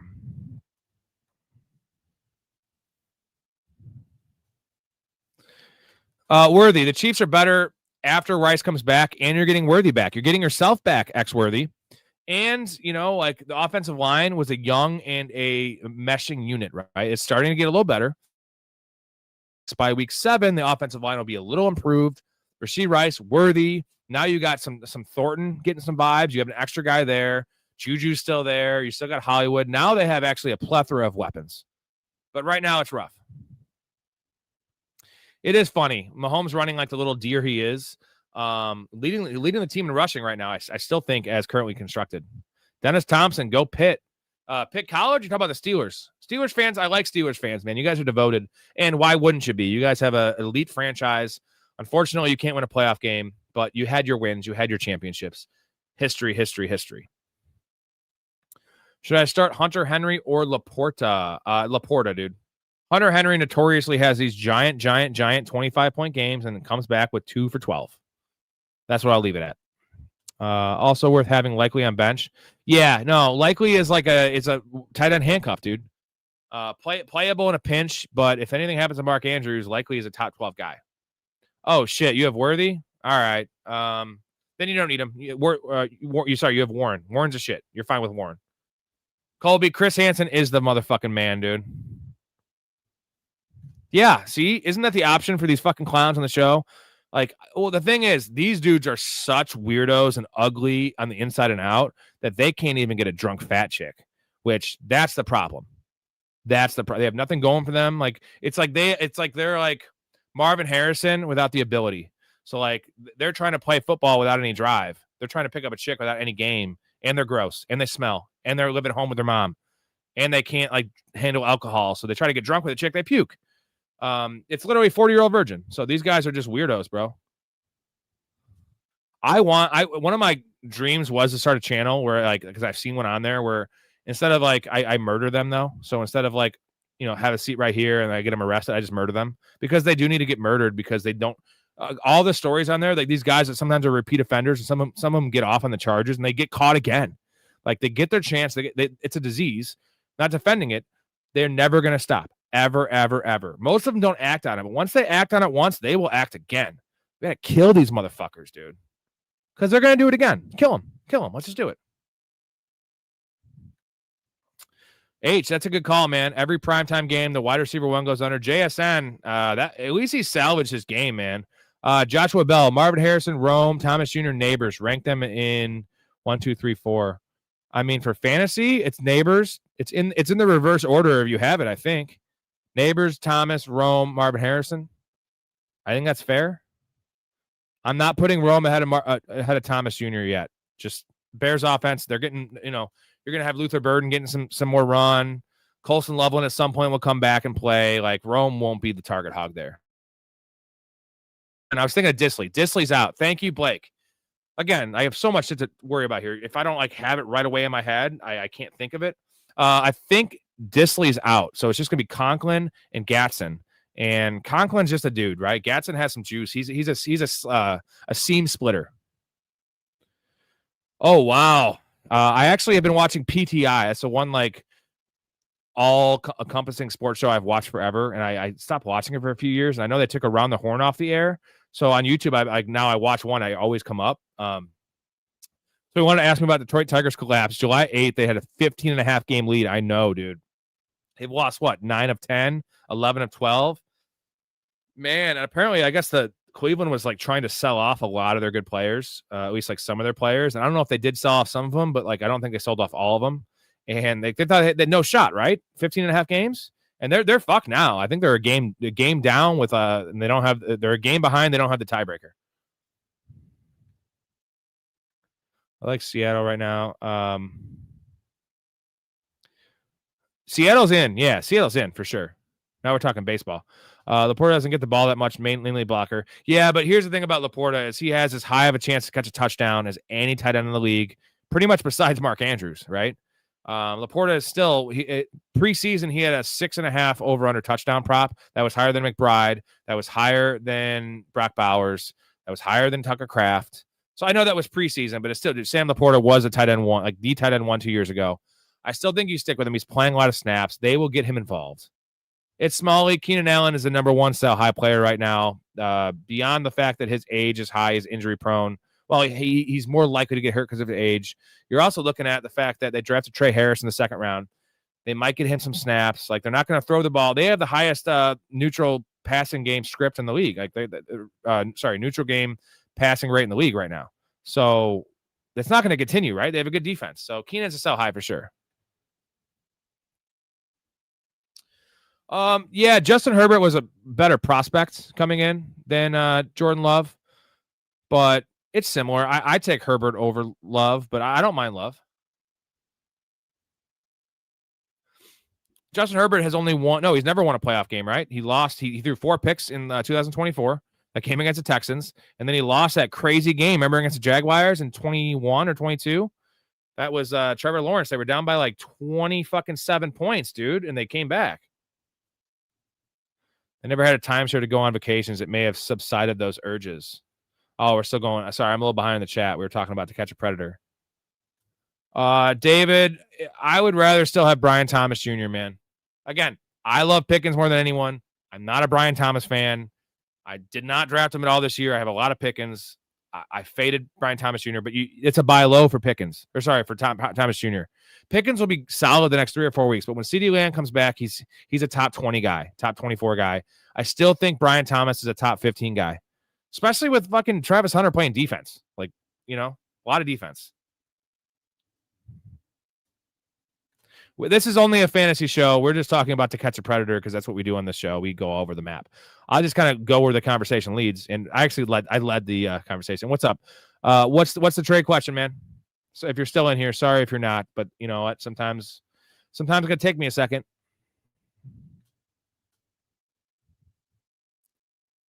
Oh, thanks, Most Wanted. Would John Gruden be more likely to get some sort of NFL role again or a head coach job? I don't know. Those emails are pretty damning, and you know how the cancel culture is. All right, we got trade Jaylen Warren, Devonta Smith, and Keon Coleman for Quinshon Judkins and Ladd McConkey. So Jaylen Warren and Judkins, I'm going to say, are close. So you're getting Judkins and Ladd McConkey. You're getting the best player in the trade in Ladd. It's a buy low. Is it? What's the scoring, bro? Is it full PPR? And is like Warren a starting running back for you? Because you don't want to give up a starting running back, but Ladd is the number one player in that deal. You're buying low on Ladd. I still want Ladd over Devonta Smith. I do like Keon Coleman, but you're getting Judkins and Ladd. So Judkins and Warren are fine. So I guess the question is, would you do Devonta Smith and Keon Coleman for Ladd McConkey? I would do that. So I would do that trade, especially if it's full PPR. Yeah, dude. What do you guys think in the chat? I like trading 3 for 2 as well. And you have an extra bench spot, bro. Pick up Blake Corum or Rico Dowdle or one of these like stash running backs, or Woody Marks. I guarantee is available.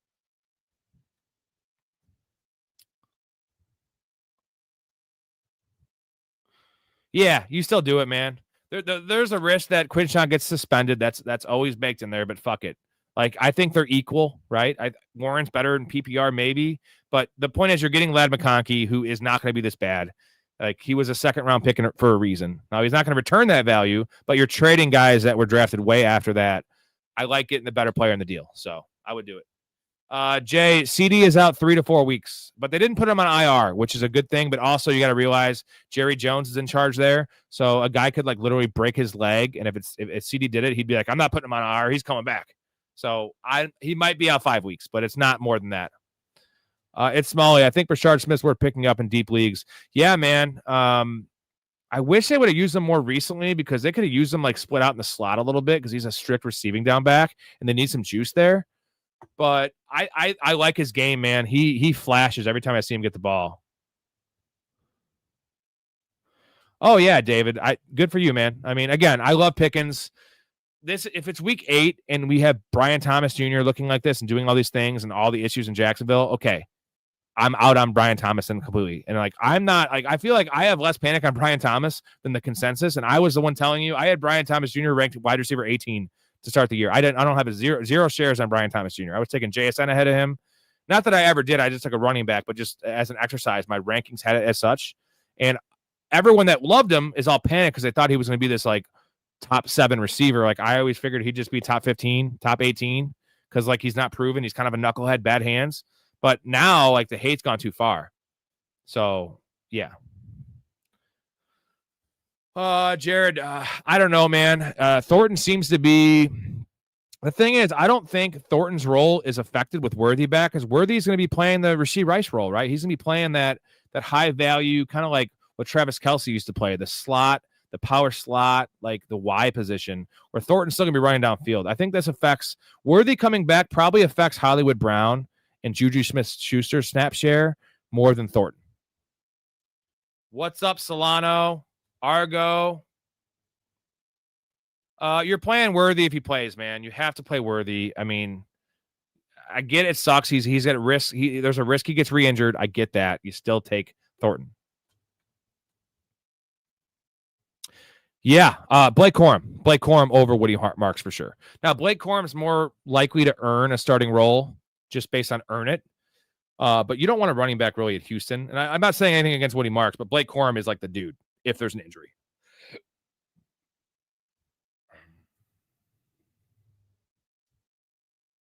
Right, yeah, Pickens in the next 4 weeks. I'd probably rather have Pickens. It's close, Pickens or BTJ. And I say it's close because this week might be a little rough with the Packers. Yeah, the next 4 weeks, I'd probably bank on Pickens scoring more, but the rest of the year, it's still Brian Thomas, man. Oh, appreciate you, man. I liked your question. I like good questions. It makes me think, makes me think. Thoughts on Kyren and Corum straights? What do you mean? Like trading Kyren for Corum? No. I like Corum, but I mean, he's not the starter there. Here, I'm going to grab a beer real quick, play a clip. Yeah, Todd, in terms of Brashad,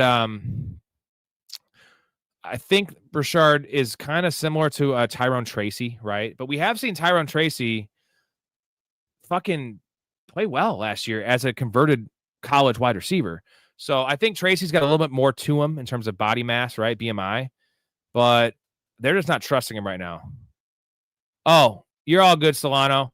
Thoughts on Kyren and Corum's strategy? I mean, there's nothing you can do. You got to start Kyren, and you have to roster Corum if you have Kyren. I'm rostering Corum everywhere because if they're going to continue to give Kyren 18 to 20 touches, he will break.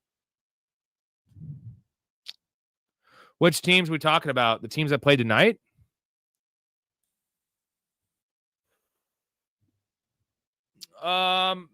Man, honestly, I think a deep shot right now that no one's talking about is that the quarterback's always Argo's asking.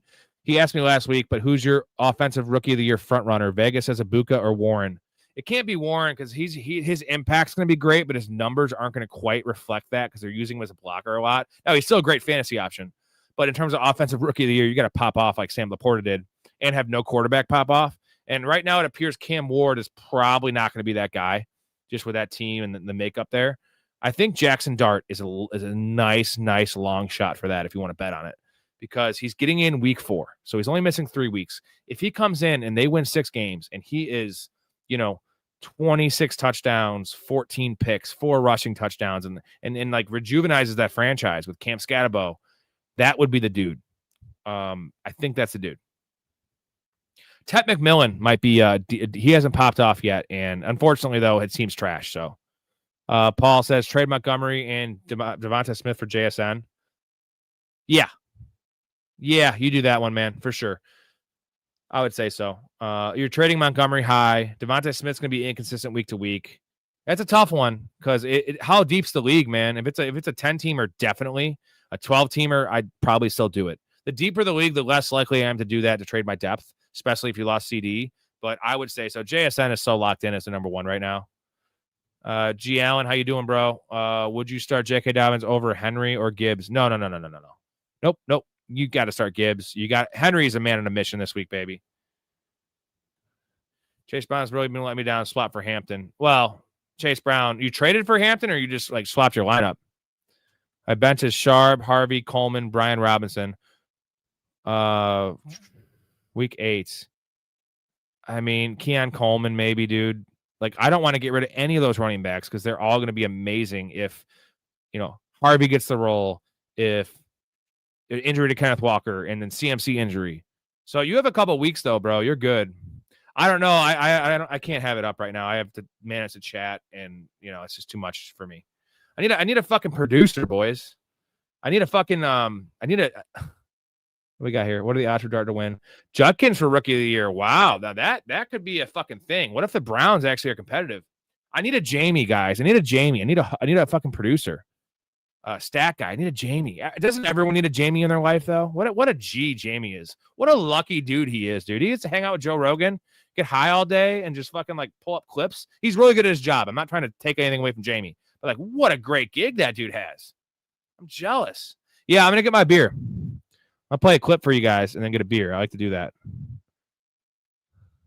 But I will expect something in return. What? Well, for starters, I want a calzone of my own. All right. And a slice of pepperoni pizza. And a large soda. And 3 times a week, I shall require a cannoli. It's steep, don't you think? Actually, it's just a soda pop. I'm trying to be more professional. That's why I'm drinking out of a red Solo cup. Even if I'm not drinking beer, you'll never know because a lot of people can't tell when I'm drunk. I could have like 18 beers and people are like, "Are you drunk?" I'm like, "What do you think?" My dick will tell me I'm drunk though because, you know, I can still get hard. It stays hard. I just don't come for like 20 minutes, which is cool. It's also frustrating, but good workout technique, man. Damn it. I froze these beers. I did freeze these fucking beers. I fucking A. Oh. All right. I got to get another one because these are frozen. Hey, they'll be good in like an hour if I stay on that long. I might stay on. I'm feeling pretty chipper tonight. I missed some chats here. Argo, speaking of Tet and the Panthers, how short do you think Bryce Young's leash is? I think it's pretty long. I mean, what are they going to do? If they bench him again, he's done forever. They got Andy fucking Dalton. Like, the difference is, like, Michael Penix has a shorter leash because Kirk Cousins makes $1 billion a year. Justin Fields apparently has a shorter leash now because he's a little older of a prospect now. He's not Bryce Young, right? Wasn't a first overall pick. And Tyrod Taylor looked pretty good. Now, I think that's blasphemy. Why would you ever play Tyrod Taylor? Stupid, but yeah, I still like Ted as a buy low, though. I would probably start Caleb, bro. I don't know. Maybe not. Maybe that's getting too cute. Probably Herbert. All right, let's see how this is. Jesus fuck. That shit's frozen as hell. I'm glad it didn't explode. All right, looks like I have to get one in my fridge. I had those in my freezer. I'm glad I went when I did. They would have exploded. All right, give me I'm going to put an 8-second clip on here. What do I have for 8 seconds? What do I got? Ooh, this is a good one. This is a good one. I was between that and Muhammad. Why the fuck would it be between that and Muhammad? Why don't you just pick a common name like a normal person? Muhammad is the most commonly used name on earth. Read a fucking book for one.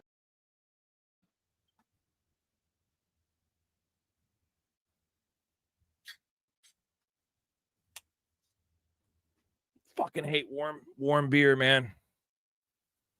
Gross, dude. I feel like a fucking hick. My wife drinks warm beer. She's weird. You know what, though? What they say about girls that drink warm beer, they swallow. Because, like, who likes warm, light beer? That's gross. It's very hick of her. She's not really a hick, though. This is fucking messy, dude. I have a mess over here. All right, what do we got? You guys got anything for me? Sorry, am I behind on the chat here? No, I'm good. Go Caleb Baby from Logan. Oh.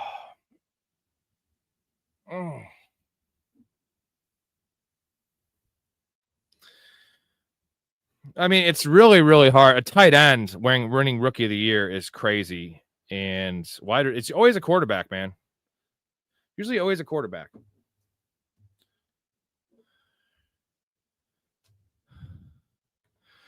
MVP, I mean, for PPR purposes, Kirk's better for London, but like it takes away the upside we thought we had with London was the fact that we actually get some deep passes to the dude.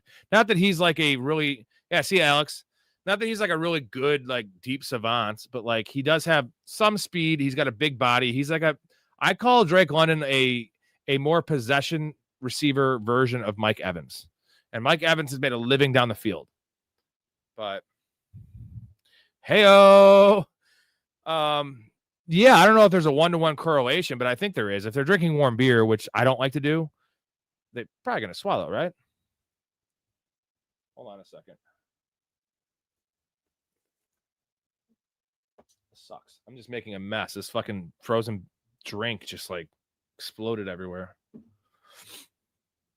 Oh, I missed my chance on Dart. He's now listed at plus 750, and he was much higher. Yeah, but the thing is, I wouldn't want to bet it if I didn't know he was playing, right? So if I bet it like last week, it would be banking in the fact that I thought he was going to start week 4, but I don't think any of us thought he was going to be starting week 4. Like after that week 2 performance against the Cowboys, like I thought Russ had till week 6. Also because the schedule, like they're putting him in against the Chargers, dude. That's tough. So I still like the odds there, though.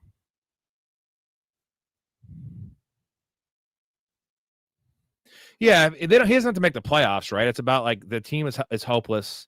He looks good. He puts up the numbers. It's not like It's not an MVP award where you have to be on a winning team. It just helps if your team's not like dead last. Jared, what are your thoughts on Chase Brown? I'm surprisingly not as low on Chase Brown as most in terms of like hopeless, like you can't start him. He's not an RB1 anymore. I'll tell you that much. In PPR, he's going to be fine. He hasn't been catching the passes, but he will catch the passes. The touchdown equity has gone down. The offense is not as good. They're not going to run as many plays, et cetera, et cetera, et cetera.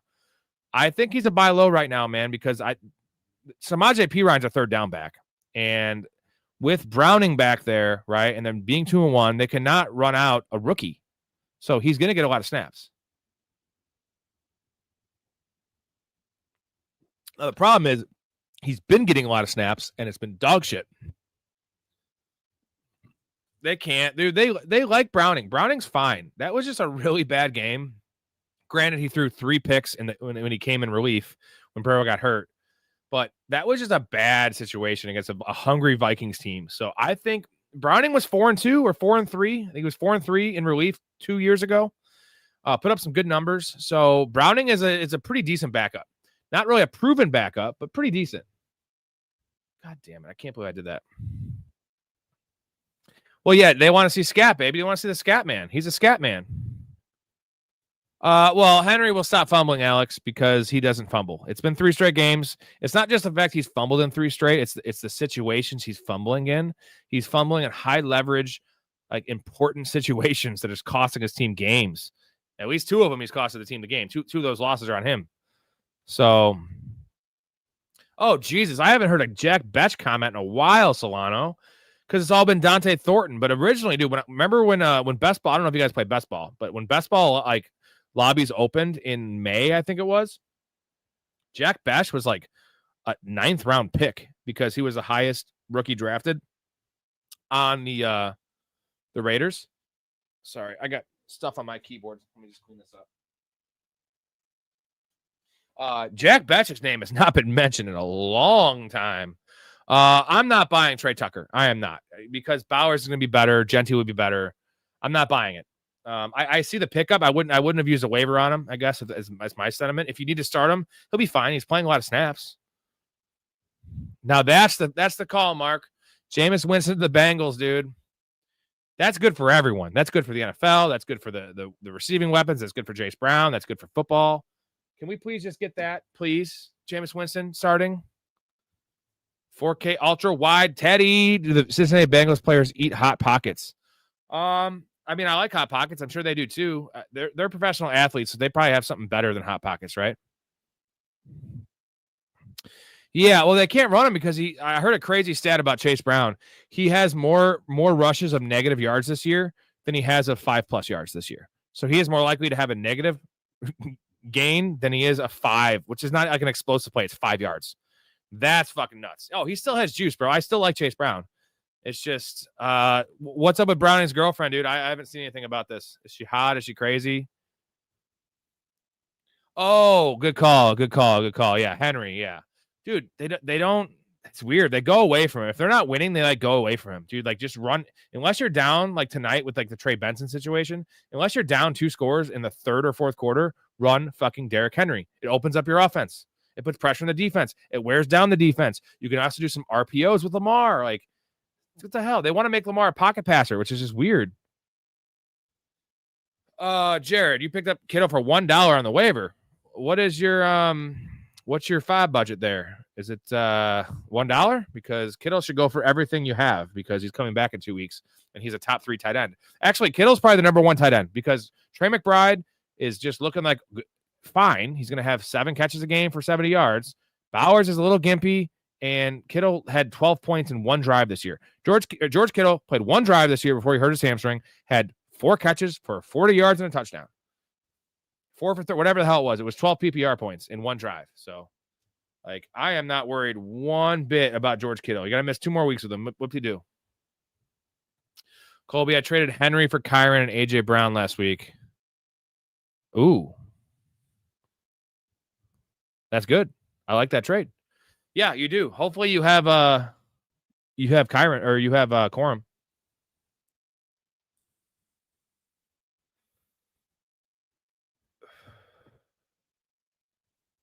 I like that one a lot, dude. You're getting some free players there.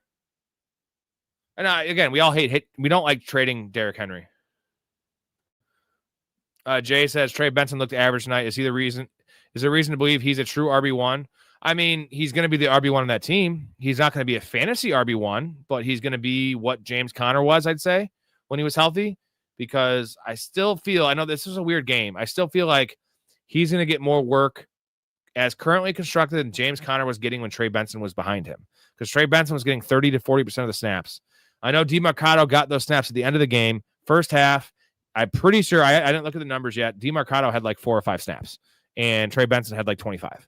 So that's the split. It's going to be a 70-30. So, hey-o, that's what's up, man. That's what's up. Seattle's defense is amazing. It was a combination of Seattle's defense and Kyler Murray and the coaching staff in Arizona just being terrible.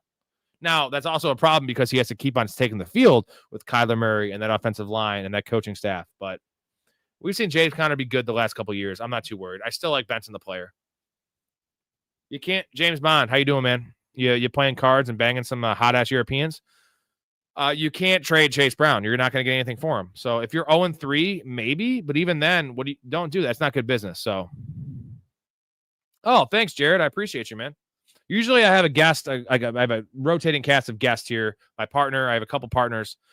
This is just me tonight solo. But I like this because I can actually get to every comment when it's just me, because I don't have to get someone else's. I don't have to like toss it off the story. And then we have sidebar conversations. I can kind of keep the pace at what I like to do. I do appreciate that, though, Jared. He had 4 carries. You're right, Bryce. 4 carries in the first half when it was a close game. Fucking abomination, bro. 0-3. It's fine. You can't trade him. You're 0-3. Stick with him. Of course, most teams that have Chase Brown are 1-2 or 0-3. So, thanks, Colby. I mean, Ben was the original. Like, I worked with Ben since he was 15. I'm a lot older, and this is not like a To Catch a Predator situation. I just spit. But like, so this is 4 years ago. Ben's 23 now or so. So he's like, I brought up the idea about starting a pod because like he worked with me and we worked 8 hours together in the morning. I'm a pretty wacky fucking dude, always high energy. He's like, and we were just talking, why don't I start a podcast? Like, I can do this easy. So like, he's watched every single pod, and there's 350 long form pods. He's watched everyone from the beginning. So he is the ultimate super fan. He's my tech guy. He's been on the show a couple times in the past, but now with the Zoom, they not having to come in person. He's one of my top 2 co-hosts. Me and Story. This is me and Story's thing. Story's my football guy. He's going to be on at least 33% of these shows. He owns a business, though. He has a life. He has a wife. He has a wife. I have a wife too, but I can just do it from my house. And she gets it more than most girls do. She's cool as fuck. But yeah, I have a really good bench. Dave's awesome. Chaz is great. I have 3 other guys haven't even came on that are amazing. So it's a good mix. Sorry, Alex. I'll get to your comment here. Who are you referring to? So I don't see a reason to trade unless it's for a solid RB2 behind Henry. Some trade lows at some buy lows at running back. I think DeAndre Swift is a buy low at running back. I really think he is, man. Until people are talking about Roschon Johnson, dude, and like Kyle Monangai, 7th round rookie. Like DeAndre Swift is still 100% the receiving down back. He's still getting 60% of the running back carries. The offense looks good, right? So it's him.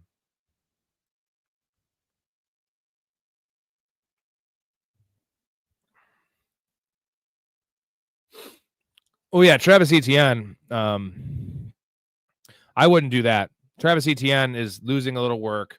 He's always been inconsistent, and I love Tootin. And LaQuint Allen is still getting all the 3rd down work right now. So it's a 3-way committee. It's not as messy as Washington's 3-way committee, which is way worse. Mark, it's still Benson, bro.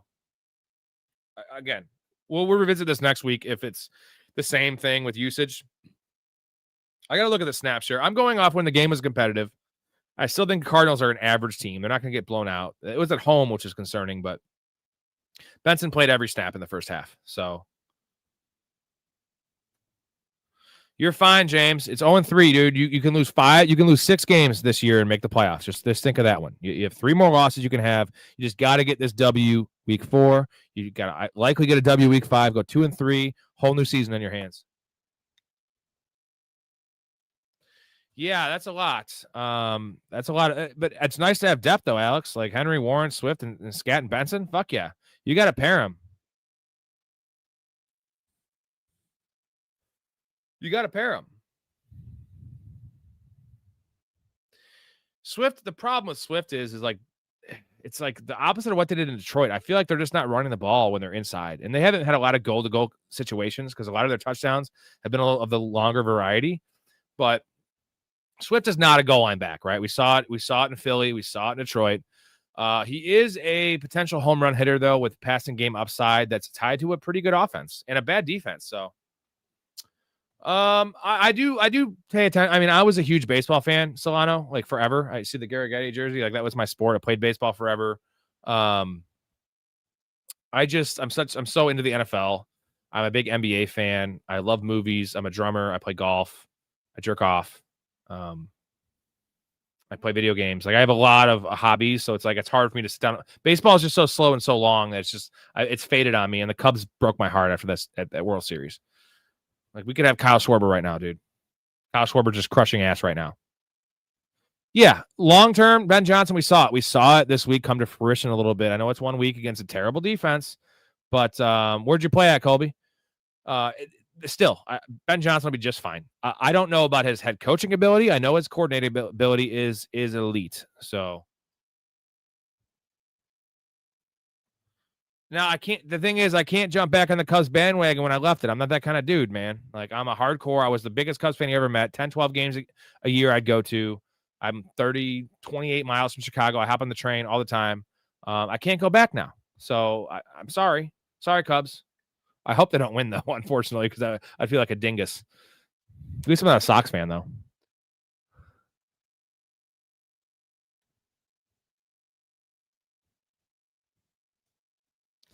Sack of the South. How you doing, Sack? How's your sack feeling today? Would you start Pittman or Dobbins in the flex? What's the scoring, Sack? Because it's going to be Pittman in full PPR. It's probably going to be Dobbins in half. I always will just lean running back in half PPR. They can just fall into the end zone and make your week. Oh, God, you're a Rockies fan. Hey, man, just remember the Troy Tulowitzki days, okay? Let's remember the Larry Walker and Dante Bichette and Ellis Burke days. Those were good times. You guys never won with those dudes, but it was good times, right? It was good times. Hey-o. Yeah, I actually haven't played drums in like almost a year, dude. I started late in life. I was like 25 after I got in a car accident, fucked my leg up. Had to stop playing basketball and real sports. So drumming, weird to say, even though it involves your leg. I got into drumming. So I've been playing 12 years. But I haven't played for a year. I had so many guys I'd play with, and it was awesome. But like, not that it became like a practice situation. We did work on some songs and shit, but mostly jamming. It was always at my house, and because I'm a drummer, I want my kit, and then just like my wife, and I just take a little break. I'm gonna get back to it. We have a lot of good shit. I could post some of my shit. We play like psychedelic funk, Pink Floyd meets, I don't know, Tool, I guess you'd say. Unfortunately, I'm not the drummer Danny Carey is. Wish I was. Sack, you gotta go Pittman, brother. Javonte Williams or Dobbins? It's Williams, bro. I know the matchup's tough, but Javonte's getting every snap. And like, if it's a bad game, if they're losing, he's still playing. He's gonna get 5 or 6 catches, especially without CeeDee Lamb. Ooh, I didn't mention Todd Helton, man. Yeah, okay. Yeah, I love Tulo. I just remember the play-in game. I think it was the play-in game, right, where you had the bloody nose from the fucking crazy-ass head-first slide to advance. That was epic. Tulo was great, man. Not a great defender. Really erratic, a lot of errors, but Colby, I played Texas A&M around. Wow. What position? Are you a beast, Colby, or what? Hey, Dexter Fowler reference. Had some good times with Dexter Fowler in Chicago, to be honest. Switch hitter, center fielder. Sack of the South. I'm not going to leave that game with Marv feeling better or worse than I did before. Maybe a smidge better because of the touchdown catch. But it was we talked about it a lot early in the pod. If you want to go back and listen to all the rants we had, it was the effort level and his just like lack of like passion that in his hands and just mistakes. But he is the number one there. There's nobody else there besides Trey McBride. You're missing James Conner now. Yeah, so I'm fine with Marv. You're still starting him. And I made the point. Legit, as bad as it's been for Marvin Harrison through the first 20 games of his career, he has 10 touchdowns. Like, that's still pretty elite air. So as bad as it's been, obviously the ability's there because it's not like he's playing with fucking Tom Brady or Joe Burrow or some shit. He's not playing with an elite pocket passer. To have 10 touchdowns, 0.5 touchdowns per game, pretty good. Todd, Danny Carey is the fucking GOAT, dude. I can watch Danny Carey drum camp videos like all day, dude. Ooh, forgot about Matt Holliday. Most likely a steroid user, but yes, very good. Elite says, do I trust Benson versus the Titans next week? Yeah, dude, we're still trusting Benson. It was one bad week. Again, I'm trying not to be biased in this one because I have Benson everywhere. I'm also telling you what I'm doing. If I bench Benson, I will tell you, and I am not not looking to bench him. Ooh, Trevor Story. Trevor Story, I believe, is on the Boston right now. Still killing it. Trevor Story was a boss, man. Jeez, we got ourselves a legend here in Kobe. Athlete. Damn, Todd. I've only seen Tool once, unfortunately. I've seen 311 21 times. I've seen Deftones like 12 times. Those are my two most seen bands. I've just been a 311 fan since second grade. So like they have just nostalgic stuff for me. And a lot of people don't like 311, but I'll tell you this, 311 is 10 times better than Red Hot fucking Chili Peppers. Now, you guys can hate me for that one. That's not a popular take. Chili Peppers in the Hall of Fame, which is bullshit. They haven't made any music in the last 12 years. 311 still spitting out two or three albums every 10 years. Every 3 years, 311 spitting out a new album. I don't know if you want to at this point. All right, what do we have in the chat? 311 or Chili Peppers? I bet it's going to be mostly Chili Peppers. There'll be some real bros in here, though. I Biden. How do you I like one or two songs from Oasis. Like they have like one or two songs, right? Cannonball. How do you like trading Herbert for Ladd? Yeah, bro. Take the fucking receiver. You can find another quarterback. Do that one, Baden. Do you think Tet plus Judkins is fair for CD and Hendy? I want CD and Hendy, bro. I want CD and Hendy. CD will be back. If you're 0-3, maybe make the deal, but yeah, I want Ladd over Herbert. I want CD and Hendy. Even though the injury, I still want him.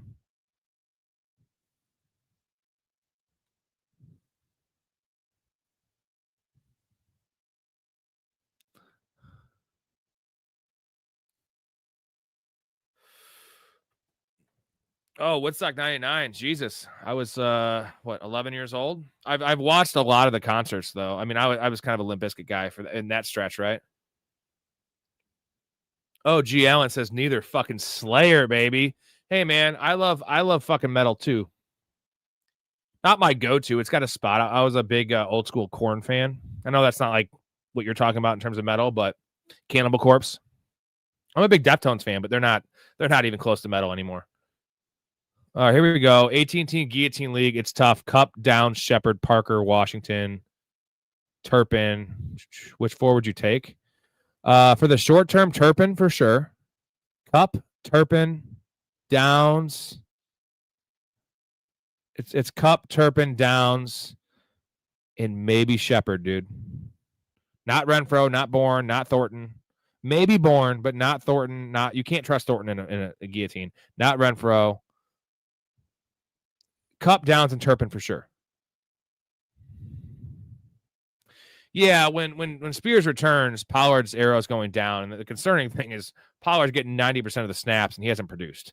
So the upside is the offense will get better, so he can play less and actually perform more.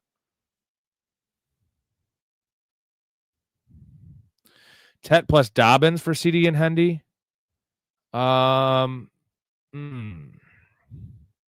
I still like CD and Hendy, man. I think Hendy, you got to wait and see for Hendy at all because it could be awesome this week. He might get not all the touches, but Todd, you got to check out Guillotine, bro. I didn't know a lot about him. I just did one last week. You could still do them. I think up until Week 5, you can do guillotine leagues. Maybe it's week 4. I think it might be week 5. It's when it's typically a 14-team league, and there's no matchups. You draft your team, and then everyone plays against everyone, like total points. The lowest scoring team each week gets eliminated. Those players go in the free agent pool. Then you have $1,000 fab, and everyone bids on those players. Next week, there's 13 teams. Lowest team gets eliminated all the way down to the final championship. Cheerio. Predictions on A.J. Brown this week. In between what he did last week and what he did week 2. I think A.J. Brown typically bounces back from slow starts and has consistent production, and it's A.J. Brown. So you're starting A.J. Brown, I guess. If you're talking about gambling on it, I think it's too risky. With Shepard, you got to pay attention to what's going on with Godwin. What is he going to be really limited? Is he going to play at all? You got to pay attention to Ibuka. Ibuka only played 62% of the snaps last week, and he was a 90+% player. He's playing through injury. Had his best game yardage-wise. So there's a lot of injuries right there. So... Oh, hey, what up, Foster? Yeah, I live in Elburn, bro. So not far, actually. I mean, 50 minutes. Sack, no dynasty leagues. Unfortunately, 2 years ago, I joined one. Pretty good buddy of mine started one. I won the league. And then a bunch of people didn't pay, didn't collect the money. And then one guy, disappeared. So I never got paid, and the league dissipated. I did trade all my draft picks, because 3 guys in the league did, so we were all going all in. So I do like dynasty. It just you need to have a group of dudes you trust. You don't want people dropping out. It's a long game thing. You think I would love it? I do love the idea of it. I prefer dynasty over keeper because keeper is weird. You get people backing out of keeper leagues all the time. Henry should. I was debating betting him for my betting show. He started at 80 yards. Now he's at 84 rushing yards. So, hey, you're like the Buffalo Bills, Foster. It's all right. I'd rather get there and lose than not get there at all. The ones I'm talking about, Yahoo does public ones, man. There's no trades allowed. They're pretty reputable, man. I joined one last week. So check it out. I think you still have one more week.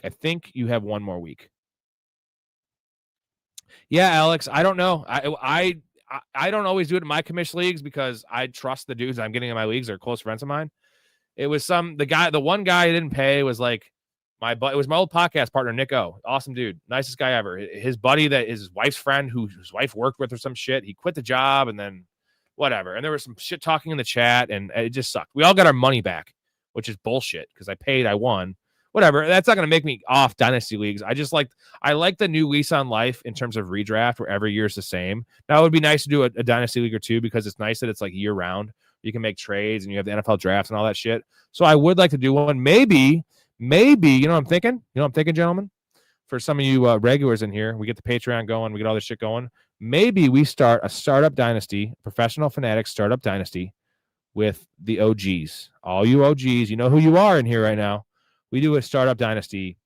And since, a lot of us don't know each other, we could just do League Safe, man, which is they do charge a fee, but that way everyone pays into League Safe, everyone gets their money. I think how about we do that? I think that's a fucking call because I'm already going to do a fan league, like a redraft league. That's going to be one of the Patreon things is if you get the highest level, you're guaranteed in the league. I give away one free spot, be like $200, $250. And then everyone else will obviously have to pay.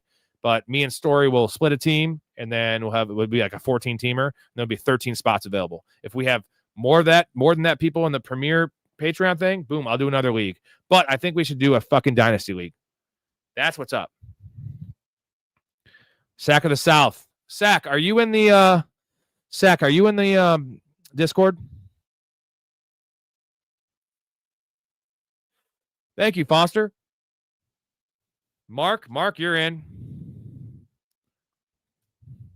This is what I want, man. I want a group of, especially you guys that have been on the last month. I know this channel's been going on 4 years, but obviously you guys had no way to find it. And not that it wasn't out there, but not like the live streams are easier to find. That's why I do the vertical, just so you know, because it's much easier to find. You guys have been in since day one of this year, most of you. And this is not stopping. Ideally, I need to start making some money so I can quit and not get a job and do this year round full time every day like I've been doing. If I get a job, I just can't. I'm married. I have a dog. I have a lot of hobbies. I cannot. I need to sleep sometime. But if this works, which is going to work, hopefully my sponsor works out and everything works out. The Patreon, the super chats are going to start popping in. Hopefully you guys all seem super awesome. We're going to fucking build this motherfucker And you guys have you're in the ground floor of what could be something. I'm just saying, Barstool started off as nothing. Joe Rogan started off as nothing. 6 years for that dude to get anything, right? This could be something. Sorry, I lost where I'm at in the chat. Apologize. Yeah, check out Guillotine, man. It's fun. Chargers D is a good season-long hold, Solano, and the Pats defense sucks, so. Quorum or JCM? It depends what you need, man. If it's a shallow league, it's Quorum, because I don't know when you're ever going to start JCM in a 10-teamer. If you need someone to spot start here and there, it's JCM. Now, JCM has a chance to earn a bigger role where Quorum really doesn't, but it's Quorum for me. I'm worried about that Washington backfield. It's a three-way committee, dude. Drop Hunter for Ridley. I'd probably rather have Ridley if it's not an IDP league. Sucks to say, dude, but they're both trash. Sack of the South. Can someone in here send the Discord link to Sack right now in the comment section? And he could type it in. I don't know. I post in the video, but I didn't, and I can't go back and do it now. Well, yeah, Alex, it's so hard. You know how saturated YouTube is with just shit. And I guess there's probably people that join this to say this is shit, and that's fine. If they're not into football or they think I'm an asshole, even though I think I'm a fucking super nice dude, I'm rarely an ass to people in the chat. And, once I hit it big, though, I will become an ass. I'll be a cocky fucking asshole. But I'll be your cocky asshole. Thanks, Team Money. This is different, man. I don't know. It started 4 years ago, but the live stream thing, I've seen a lot of guys doing it, and I see the super chats. And me, I'm going to try to get to every one of your guys' chat. Unfortunately, when this thing does get bigger, and also when I have guests on here, it's so much harder for me to get to every chat. That's where super chat's huge. It's also a way to fucking support your boy. And a way to guarantee you get your question read. But I see those guys, they're giving such half-ass answers. I'm trying to give you it literally, whether it's right or wrong, I'm going to give you all I know about whatever you ask. If I don't know, I'm not going to give you an answer because I'm going to do what I want you to do. Well, right? I want to tell you what I would do with my money, which is why I started this channel. I have $7,000 in fantasy this year. All of my advice is just based on what I do with my teams, what I do with my waivers, what I do with trades. So I'm not always right. Mark, I got the watch hours. Fucking YouTube is, I actually shouldn't say this because I'm slandering the product I'm on. It's 5 days behind. So their numbers, they have to carefully monitor them. So I'm past it. It should be tomorrow, but unfortunately it takes a month. It takes a month for them to fucking decide if you qualify or if they give you it to you. So it's going to be a fucking month. So that's why I got to start the Patreon. Cause I said, my job, I have 2 months to decide. It's not I need money the next 2 months, but I need to see progress or I have to take this job. It's hard to turn down $100,000 a year job in sales with upside, but I love this. And this is what I want to do. My wife says to take the job, but she knows how much I care about this. So I'd like to have something in the next couple months to, kind of make her happy, I guess. Thoughts on Godwin rest of the season? Yeah, you got to wait and see, though, G. Allen. You got to wait and see because the first couple weeks, you can't play him. You got to see what if week 1 he plays 70% of the snaps and he looks like Chris Godwin, play him the rest of the year, especially with Mike Evans out. Is Ridley droppable for a handcuff like Algier? With bye weeks coming up, that's real tough, bro. If you have 4 good receiver options, maybe. If you only have 3, no. It sucks because I love Algier. I love handcuff running backs, but no. Are you Matt Taven? No, I don't think so. Sometimes I wake up, I feel like I'm in the Bourne Identity movies and I'm on a ship and I'm just like, who the fuck am I? But then I get to meet up with that hot ass chick with short hair, has that really small car, and he bangs her. So I think I would like that. Nick Rodriguez, how you doing, brother? Dubs, Golden, Diggs, or Bill flex? Depends on the scoring. Man, that is so tough. Bill is banged up right now. We don't know what's up with fucking Jaden Daniels. Diggs, Dubs, Golden. That give me you in the chat. Help me out with this one because I don't. That's like a tie. It's like a 4-way tie, dude. I think Dubs is probably your safest bet in this a good matchup. Golden has the upside. Dubs same matchup. Dubs and Golden. Diggs just is not playing enough snaps. He has yet to play over 50% of the snaps. So, hey, I appreciate you, Bryce. Cheers to you, man. Again, this isn't just my channel; it's my guest channel. It's the chat's channel. I'm a man of the people, and that's what we want to do. Yeah, I think that's what I'm going to do. I think I'm going to do 2 leagues next year if we get this thing going off. We're going to do a normal redraft, and we'll do a fucking deep dynasty. I don't give a fuck. We'll have 20 people in that thing. It's going to suck when someone drops out, and then it's like I'm with people I don't really know. But maybe not 20 teams, but we'll figure out some way to do it with the guys that are really committed, and we will fucking do it. Mason or Neighbors what up, Colby? It's Neighbors. It's still Neighbors. As much as I love Mason, if it's half PPR, I could maybe see going Mason. Full PPR, it is Neighbors.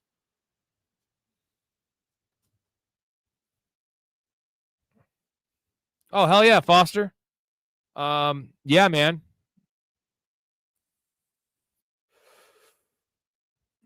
I'm gonna post my email. Just shoot me an email and we can figure something out. The Seahawks won, Emily.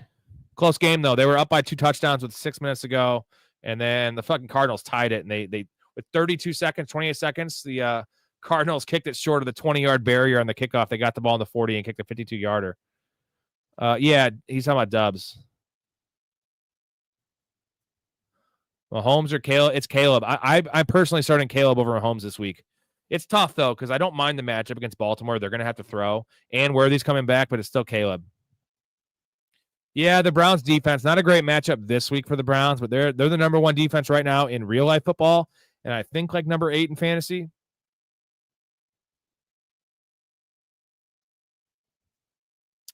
Hold on a second. Oh, dude, thank you, Nick. Appreciate that. I mean, I just play 25 leagues and not 400 best ball leagues. My wife's in 11 leagues. I drafted all those teams. I've been playing 25 leagues, like that many for 10 years. I've been playing fantasy for 16 years. So a lot of experience. I watch all the games. I've been not working this whole football season. So I've never been more locked in. I'm not always right. My bets, I am 14-8 on prop bets this year. It's not great. Like I was doing better, and I've had a bad week, but 14-8 still fucking good.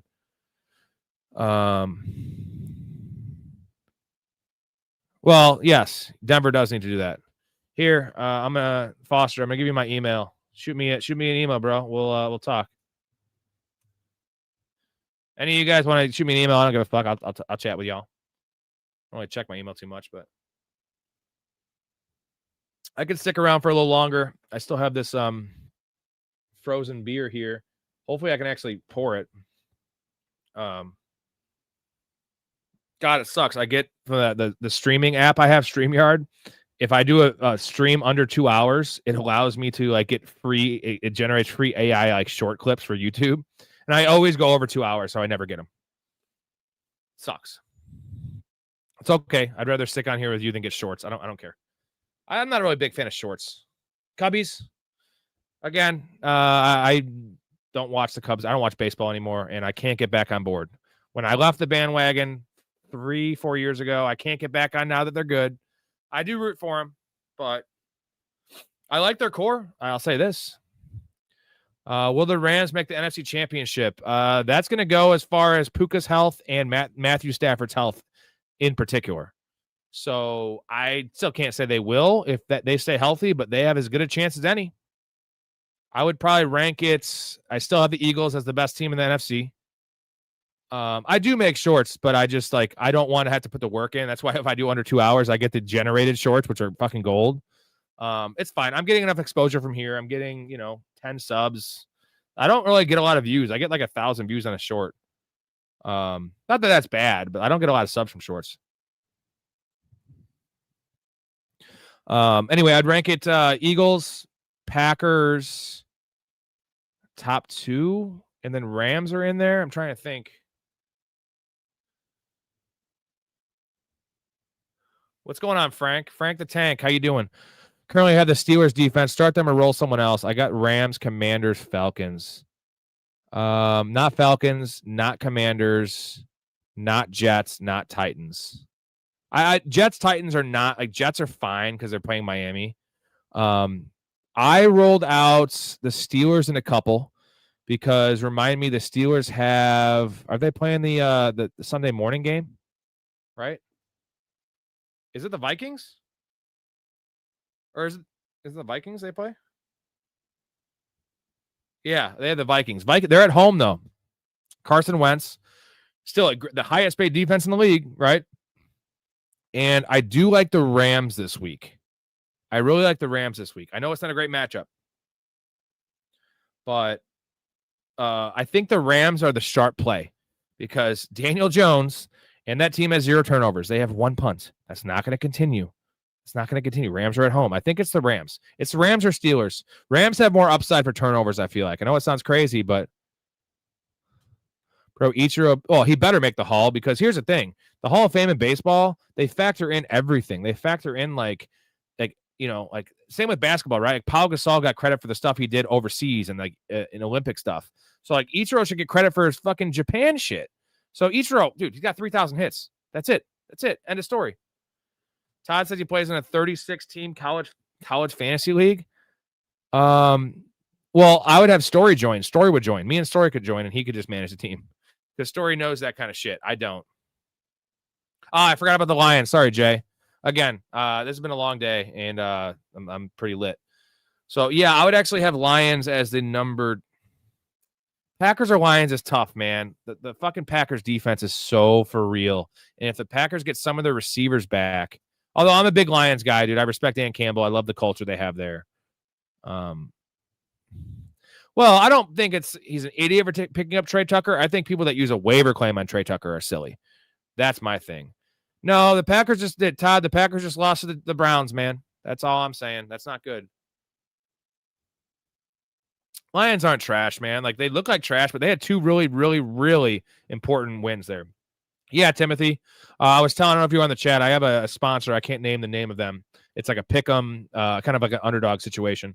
Going to be taking effect next week. I'll have a promo code, full match deposit, pick'ems, a lot of NBA stuff too. Once the fantasy football season's over, I will switch over to NBA. I'll still be doing all the NFL playoffs and stuff, but only like 3 days a week. I'll find a way to make it work. But and I have a really awesome guest that's going to be coming on that has won multiple FanDuel, I think it was FanDuel or DraftKings, daily 100+ K, like 100+ K entrants. He's won 2 of them with entries. Not like winning 100K, like more than that. This dude is a fucking daily fantasy wizard and that goes right along with prop bets, right? If you do good in daily, you're going to bet well in props. So that's going to be my guest for those times. Ooh. AFC West. You know what? I think I would maybe put a shackle on Denver winning the AFC West because their odds, what is it, 6-1 right now? Maybe not because the Chiefs are 1-2. What are they? 3-1, 4-1? I wouldn't bet on the Chargers because anything can happen, right? Foster says Eagles, Rams, Lions, Packers. Yeah. And what's funny is that we're in a division with, and hey, the Vikings, we cannot rule out the Vikings. Like suspect quarterback play or not, we cannot rule out the Vikings. Their defense is just elite, man. Yeah, I kind of like the Steelers. I like their defense. I don't know if they're going to win the game, but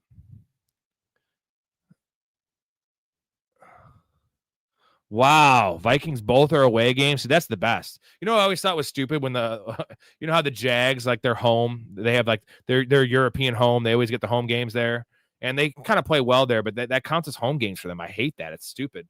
Although it's probably an advantage because no one goes to Jaguars games anyway, right?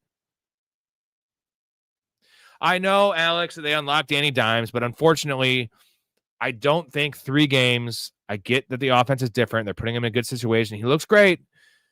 He's not this good, okay? And he is like, he hasn't had to stress in any of these games. Like, Danny Dimes folds under pressure. So maybe I'm wrong. I think this is just a sharp spot for a defensive start. Rams defensive line is elite. They're pissed off after that loss. I think this is a good start. I'm streaming the Rams defense in like 4 spots. Oh, yeah. Micah Parsons versus the Cowgirls. Well, after all that being said, it's still Danny Dimes. You cannot start CJ Stroud until further notice. Dude, did you hear? I heard the craziest stat. Listen to the stat I heard. So Marcus Mariota just played, right? Had a good game. And he's come in games in the last year and a half. He's come into like 2 games as in a relief, right? The first quarter or whatever. The last 20 games CJ Stroud has started, he's had one quarterback, 1 finish. As in, like, Marcus Mariota in those 20 games has started 1 game and has 3 top 12 finishes because he came in the first quarter. So, like, just wrap your head around that. That's how bad CJ Stroud's been in real life and especially in fantasy. Terrible. Well, no, we call him Danny Dollars now, but he could go back to being Danny Dimes or maybe Danny Nichols, dude. Stroud is struggling. The offensive line is struggling. He's losing some confidence. We see it with Mahomes, man. Look at how bad Mahomes has played the last year and a half when he's got no O-line. That's arguably the second or third best quarterback ever, still in his prime. And you don't trust your offensive line. Your feet get a little quick. The accuracy goes down. Oh, peace out, G. Allen.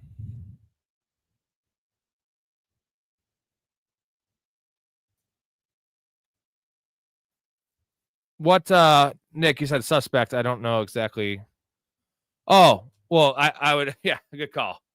Carson Wentz is probably better than McCarthy. That's not a ringing endorsement on Carson Wentz, though. But that's really, really bad for McCarthy because that looks like a bad pick, man.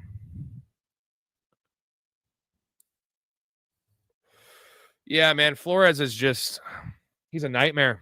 And they have the personnel, right? The personnel that he can pull off, which is weird watching them, as a Bears fan, that first game. They didn't blitz Caleb at all in the first half, and Caleb just had his way, and then it just totally flipped. I don't know what Flores was doing. Why he didn't play aggressive to start off? Shedeur Sanders, man, that report, dude, just all that shit just seems nuts. How, dude, when you get a chance, I know it was as a backup to go. It was the Ravens and it was the Eagles wanted him as a backup in the third round, and he said, "No, we're not going there." Dude, did he not get the info leaked to him that he was not going to be drafted in the first 2 rounds and go to a good franchise and at least you could win and maybe get in some meaningful games? Now he's a practice squad guy in the Browns. That is wild, bro. That's like being you're not good enough to work the cash register at Walmart. You got to fucking work in the back.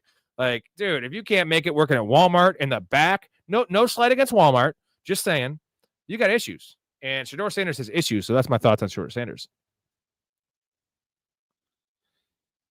Sam Darnold, I didn't even get into Sam Darnold, but he's impressive, man. Those throws he was making, and they said the stat in the post game, it was 11 of 15 of 10+ yards down the field throws. Kyler Murray can't make any of those throws. He just throws up little noodle arm throws. So Sam Darnold's fucking good, man. I was wrong on that. I still have some hope for CJ Stroud at the end of the year, in a super flex league, if it's deep.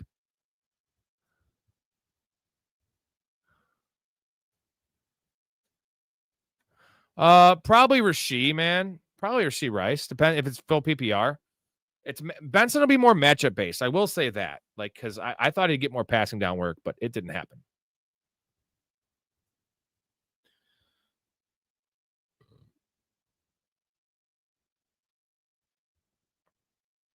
Darnold's playing well, man. He's playing well. He's not turning the ball over. That's the thing. 815 yards leading the NFL. Guess who? Who is it? Is it Darnold? I mean, he's played 4 games. It's Darnold. He's played 4 games. If I'm screwed if Stephon Diggs starts 2 weeks for me during the buys. No, because Diggs is ramping up every game. He's playing 3 or 4 more snaps. By the bye weeks, he'll be playing 75%. Do not trade Jamar Chase for Charbonnet. Do not trade Jamar Chase for anyone unless you're getting a really, really good player back. Well, I'm not a Mahomes guy, Nick, but he still has his worst team finish since coming in the NFL as a starter is the AFC Championship game. Justin Herbert, who we all love right now, has never won a playoff game.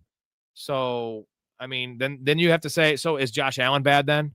Now, I know it's a team stat, right? And Josh Allen is a better quarterback than Mahomes right now. I'd rather have Josh Allen and Lamar Jackson right now than Mahomes. For Team X, if you're going to put them on a team, regardless of coordinator, coach, weapons. But Patrick Mahomes, in terms of legacy, is probably the best start besides Tom Brady or even to Tom Brady. So I can't say he sucks. Can't say he's overhyped. He's not playing well right now. He hasn't played good the last year and a half. They still won 15 games last year and lost in the Super Bowl. So, yeah, dude, Jaden Higgins, Argo, it's tricky, man. I like Jaden Higgins. He's just such a similar player to Nico Collins. So I don't know how he sees the field, especially with Christian Kirk back. You got to find someone else. But Pacheco will score a touchdown at some point, and maybe you'll get one of those weeks. So, you think that McCarthy, this struggles was due to his injury. It didn't rip his whole knee apart. It was a what was it? An MCL? I mean, I saw Russell Westbrook come back in 4 months, play NBA ball with an MCL. So he had an entire year like for an MCL. Adrian Peterson came back from an ACL in 9 months. So if the kid is struggling because of his injury, then he's not the guy. Darnold looks great, Cherio. He looks great. You got to be happy with that. And the Vikings probably should have kept Sam Darnold because he's probably better than JJ McCarthy. Who's your elite kicker? You're talking about Aubrey?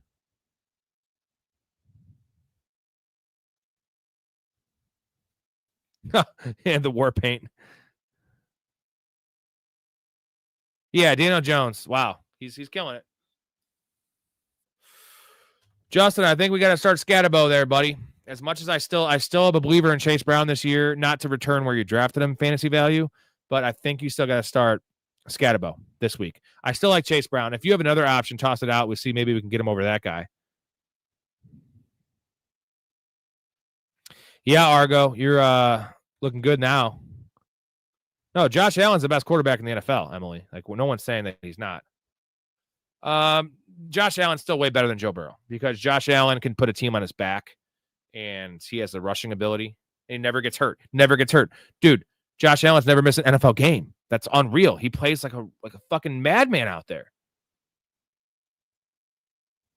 Alex, I think the point is all these guys are talented, right? It's about landing in the right situation with the right coach that understands how to utilize a quarterback's strengths. Well, yeah, Mahomes is an ultimate clutch player. Like his numbers were awesome. Now he's more neutered, but what is your preferred fantasy format? I like full PPR and multiple flexes. Deepest I can get in full PPR because I can predict volume and usage much more than I can predict touchdowns. And as you get away from PPR, half's probably the most fair. Standard is way too touchdown dependent. And, touchdowns are not a sticky stat year to year.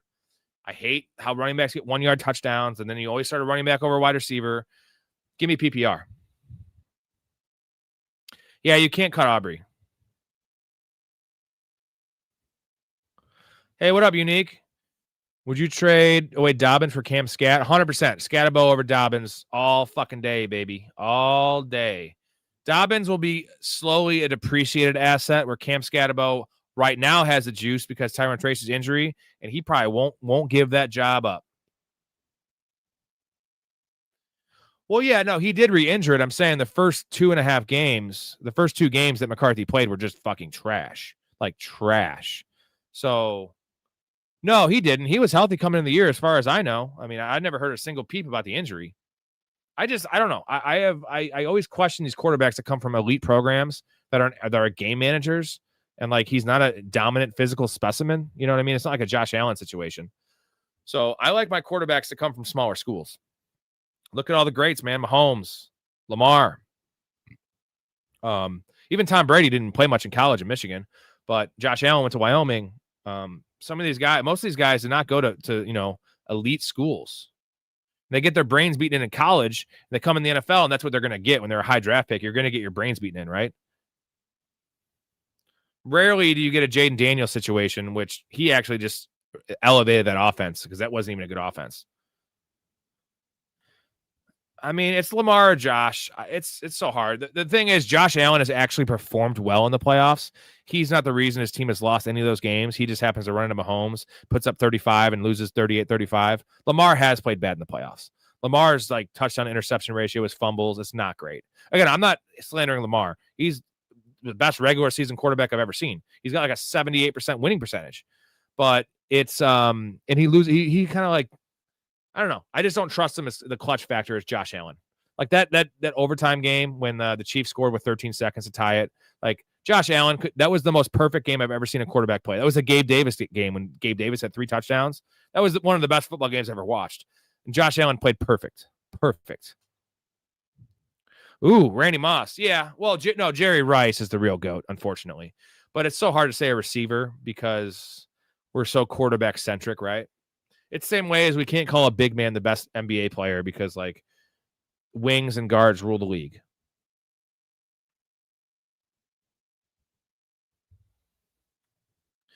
But the eye test, Emily, the eye test of McCarthy this year, it's not good. He cannot get the ball in tight windows. He doesn't throw a pretty ball. He doesn't look athletic.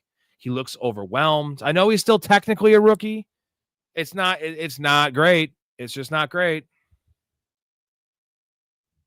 Yeah, is it crazy, cray? Hey, cray, crazy that Seattle is like a dominant road team the last year and a half, and they're actually struggling at home? Yeah, agreed. So we can go GOAT for different positions, right? And like, I still kind of have to give it to Randy Moss. Or sorry, you said Randy Moss. I got to give it to Jerry Rice. Like the numbers. Now you will say he played with 2 Hall of Fame quarterbacks, so maybe that happened, and Randy Moss didn't. I mean, he played with Tom Brady for 3 years or 2 years. Omar says, Genty or Olave for my flex. I got Lamar, Judkins, Mason. Genty or Olave. What is the format, Omar? Because I think I'm going Genty either way, actually. I think Genty is just safe. He's got to do something this game. I think you stick with your guns and play Genty. Full PPR, if you want to go Olave, I won't blame you. But I'm going Genty. Hey, I did say hold on to Hawkinson. And more so, I said hold on to and start Mark Andrews last week. I started him in the 3 leagues I had him in, maybe 2 leagues. You have to. I'm holding mouth. Yeah, that's a good call, man. Justin, I like that, where like the one a 0-yard catch should only be worth a half point or something. I don't know. I mean, in reality, half point PPR is probably the most pure form of fantasy football. I would probably say half's the most pure. I play a lot of PPR personally. Yeah, Mahomes, Texas Tech, baby. That's not a big school. I mean, it's a good for like, they have massive passing numbers and they played in the Big 12, but like they never have like, Cliff Kingsbury played quarterback there. They never have like produced an NFL quality quarterback. And yes, McCarthy did not even throw the ball in college, just like Colson Loveland never caught the ball in college because all they did was run the ball with Blake Corum. Yeah, I think in real life, Argo, Tyquan Thornton's for real. I think for fantasy, unfortunately, he's not. So here's the thing. Right now, Tyquan Thornton's probably fine because for the next couple of weeks, Xavier Worthy is going to fill the Rashee Rice role. But when Rashee Rice comes back and if Worthy's playing, Rice takes the Rashee Rice role, the slot, the power slot, and then you have Worthy playing the downfield role. But if Thornton is this good, they might want to keep speed on the field and take off Juju for sure and maybe take off Hollywood Brown. So Tyquan will be a thing, though. And you know what? I always liked him. First-round pick from the Patriots, super fast, but kind of a knucklehead. But, like, how many guys have we seen on this Chiefs team? Sky Moore, fucking McCall Hardman. They drafted like a first or second speed demon every year. It never worked out. Now they got someone else's speed demon. It's actually kind of working out. I love Herbert. Again, though, if some of these people are going to be ripping on Mahomes, like Herbert's never won a playoff game. Now, it's also the fact he plays for the Chargers, and that was before Harbaugh, and they're a knucklehead franchise. They lose crazy games, but Herbert's that dude, man. He's like if you built a quarterback in the lab, and now it's nice this year we're finally seeing Herbert without an ankle injury. I feel like he's had multiple ankle injuries the last 2 years. You see his mobility, and he has this rocket arm. He's got some touch. He's got some finesse. He is a student of the game too. So we're actually seeing the full Justin Herbert, right? With a good coach, with a good coordinator, with some good weapons. And he's like the dream quarterback, right? It's like if you guys seen Weird Science where they build their dream girl, the robot? This is Justin Herbert, right? 6'5", rocket arm, fast, quick decision-making, decent looking too. Get some ads with him. Need some insight here. Who do I start, Genty or Olave? Yeah, I'm pretty sure. I think I'm starting Genty, man. It's full PPR, so that's the issue. It's close. I think if you're Genty's safer. They got to give him the ball this week. They got to maybe throw some passes to the motherfucker. They haven't been doing that.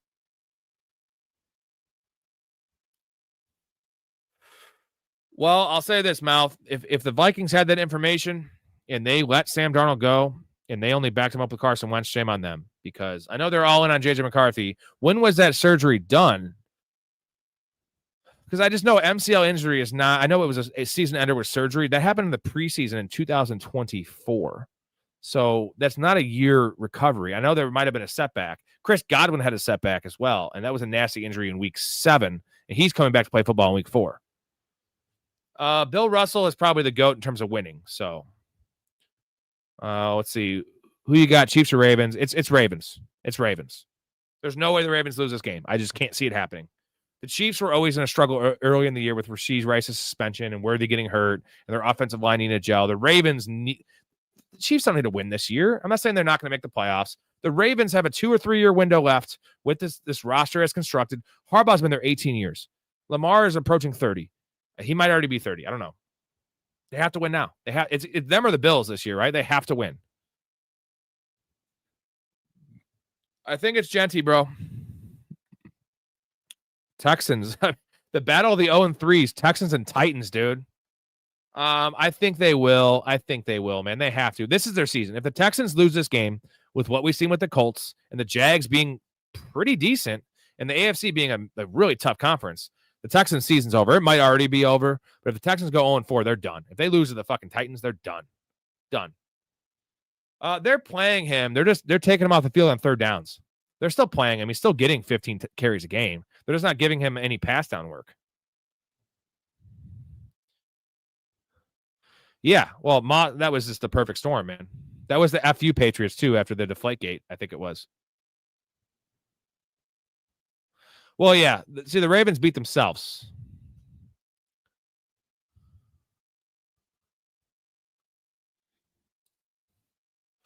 You're talking about Dylan Lobby. Olave or Pickens full PPR? Man, Olave's got the second most targets in the NFL right now, but I think it's Pickens. If it's half PPR, it's Pickens for sure because Olave just is not. They're not throwing touchdowns. He's getting 6 yards a catch. I think safe is Olave, upside is Pickens. So it depends on your matchup, Lion. Mr. Black and White, why do hospitals have air conditioning? To keep vegetables cool and fresh? Huh. It's an interesting comment. Thornton was great at Baylor. Yeah, Thornton was a great college player and those speed guys are so unpolished coming out, and it takes a while, man. See ya, Foster. Thanks for joining the chat, man. Olave does lead the league in targets. I love the number one. Unfortunately, the matchup against the Packers is real tough. It's if they move him around the formation, Pickens will eat. If they keep him at X, he won't. This game, at least.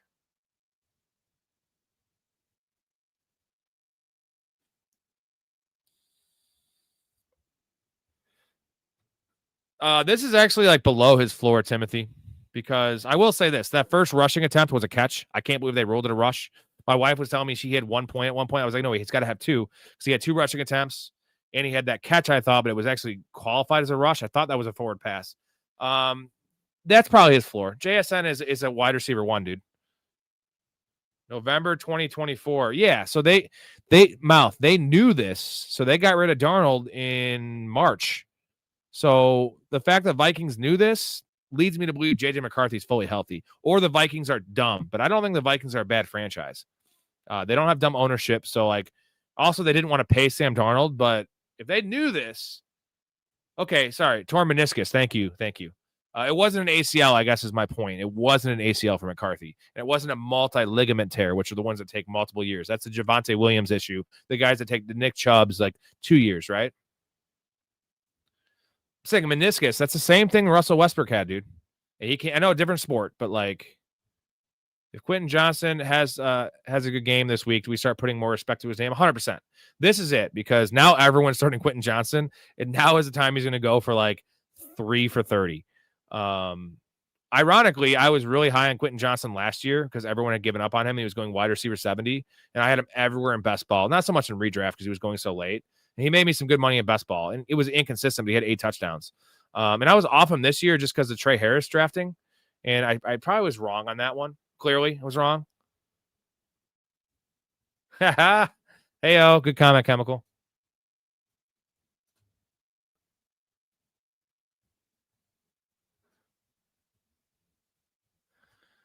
I mean, I want to agree with you, Todd, but I know it wasn't an offensive explosion by the Browns. We did just see the Packers lose to the Browns. That's all I'm saying. And there's going to be a lot of passing volume there, man. So, I feel like the chance of Pickens, the chance of, who's going to put up more points this week? The Cowboys or the Saints? I think you got to go Cowboys, right? I can't do that, Chemical.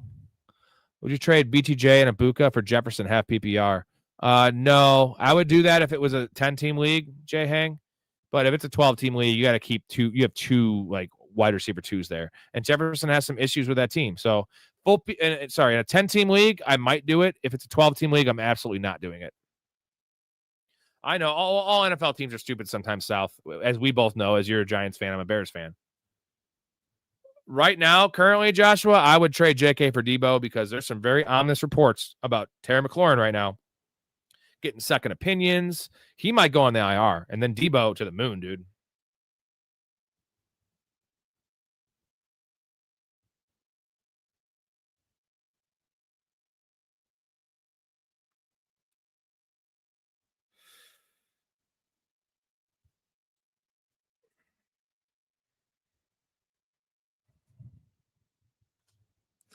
Hey, I'm not a doctor. All I'm telling you is that everything the Vikings said and did with their actions, with their roster, said JJ McCarthy was healthy. They played him in the preseason. If he's not healthy, then maybe he'll never be healthy. I don't know. I know a lot of great quarterbacks play through injuries and are fine. I get he's a young player, but I'm not going to make the excuse that JJ McCarthy was bad because the reason he was bad was not physical. He was bad because his mental.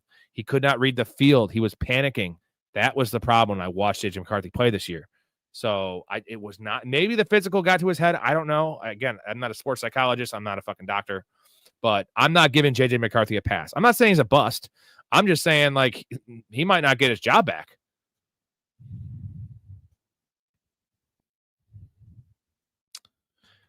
Yeah, Josh, I'm a Bears fan. I don't try to advertise it too much, at least not these days.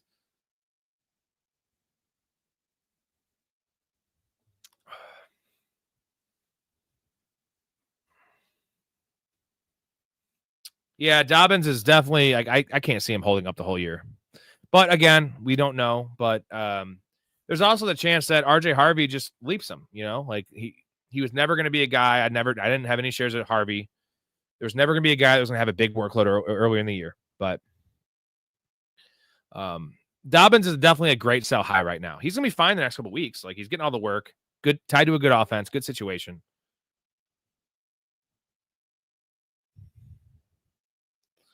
My thing with JJ is it just the ball didn't come out of his hand right. You saw it, man. You know, you see the certain quarterbacks like Tua right now, the ball's not coming out of his hand right. Kyler, the ball's not coming out of his hand right. Now, granted, those are little tiny hands. But Kenny Pickett, no, I'm just kidding. Certain guys, the ball just comes off, right? It's a flick of the wrist, dude. Lamar has gotten to that point. And that's worrisome with JJ McCarthy. He doesn't seem like a natural thrower of the ball to me. And like that's something that you need to have. If because a young quarterback's going to struggle with progressions, he's going to struggle with some of the little things. But at least like even Mitch Trubisky, right? Really inaccurate, really bad. At least he was a good thrower of the football. I don't see that from JJ McCarthy, and that's concerning right now.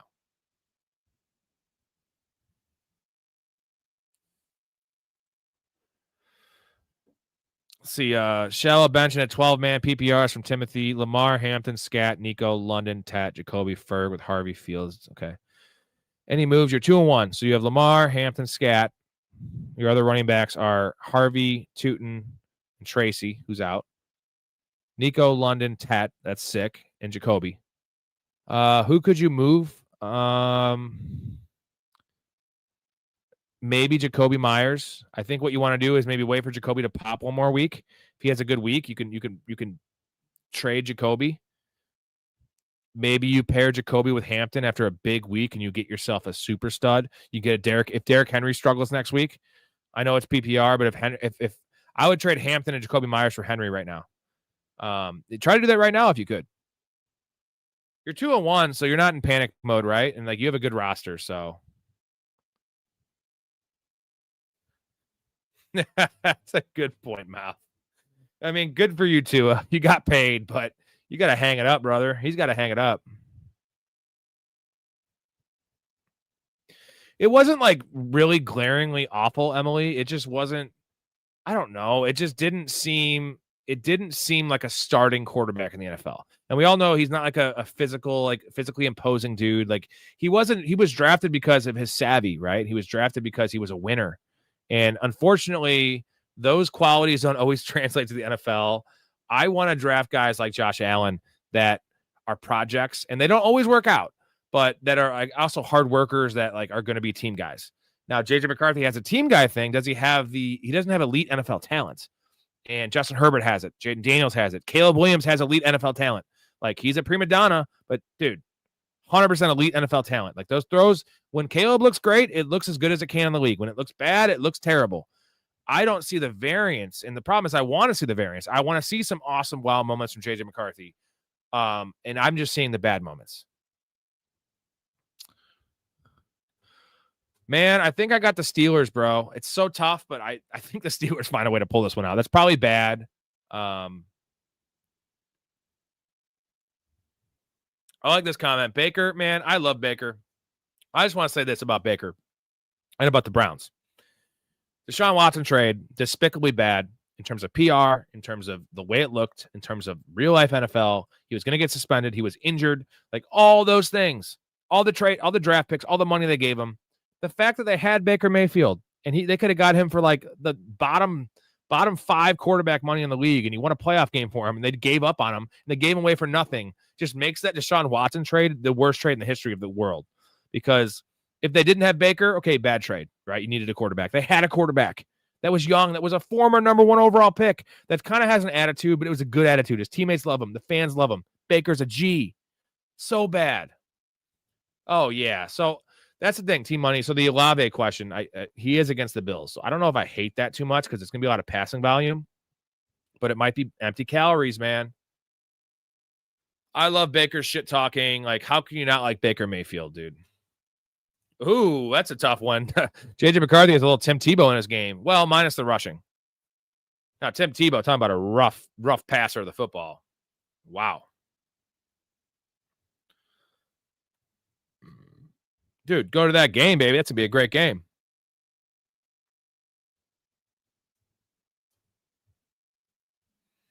Yeah, DK needs to be more involved. I saw his prop is 50 yards, over 50 yards right now. Even money. It's a little dangerous against that Vikings defense, but like that's just one big one for him, right? Ooh, USA smokes Europe in the Ryder Cup. They're favored, and we're at home, right? Bethpage Black, but it's hard to bet against the Europeans, bro. They live for this shit. Yeah, man, I'm a big golfer, so I like playing golf, so I don't watch a lot of golf. Like I worked at a country club for 18 years, so I'd watch it when I was in the pro shop and shit. And I tune into like the majors. I watch every hole of the Masters, that kind of shit when I can, because you can't. They don't air all that shit, which is stupid. I just much rather play golf than watch golf. Although I do love like consuming golf. It's just there's so much to watch, right? Yeah, Joshua, he had that shoulder injury. I get it. Drew Brees also had a shoulder injury, and the Dolphins didn't take him because of that. But he's that dude. Oh, God. Do the Saints want a Manning? They did want a Manning until he played a couple games in college this year, I think. I do believe in the U.S., Timothy. I also don't like betting against Europe. That's why I'm not going to bet him. Yeah. What are the odds right now, Elite? Is it like minus 130 for U.S.? Good call, Mouth. Yeah, my wife is the same way, Emily. She doesn't golf. She actually hits her drive pretty well. She can hit it like 160, and she can putt okay. She just can't like chip or hit irons. But she doesn't drive. She actually does the music. She rides along, does the music, and we just drink.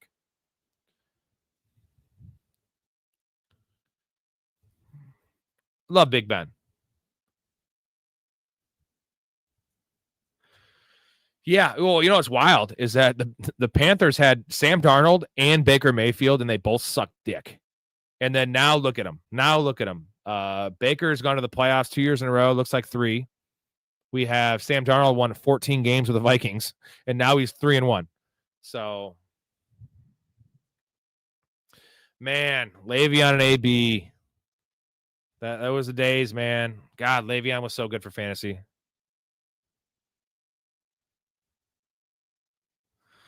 She has a good time, Emily. She's I'm very, very lucky man. I think she's a pretty lucky gal too.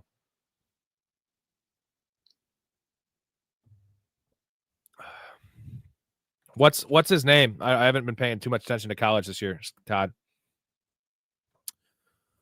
Oh, I probably want Jaden, man. Unfortunately, my concerns with Jaden coming out is that he is a very thin dude and he likes to scramble, and he's injury. He's ripe for injuries. He's already had a couple in his career, small ones. But the upside is Jaden doesn't seem to take a lot of hits, and Lamar used to take a lot of hits. Now, if you watch Lamar, he never gets hit outside of the 7 sacks he got last game. But like when he scrambles, he always falls. So if Jaden can get that more into his game, I'd take Jaden.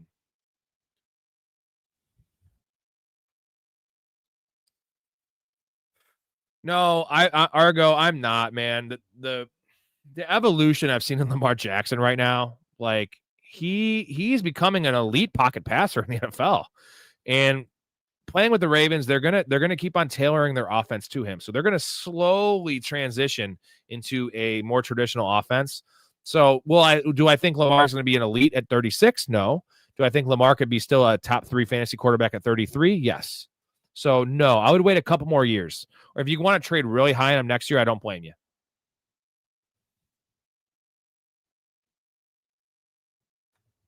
Oh, there we go.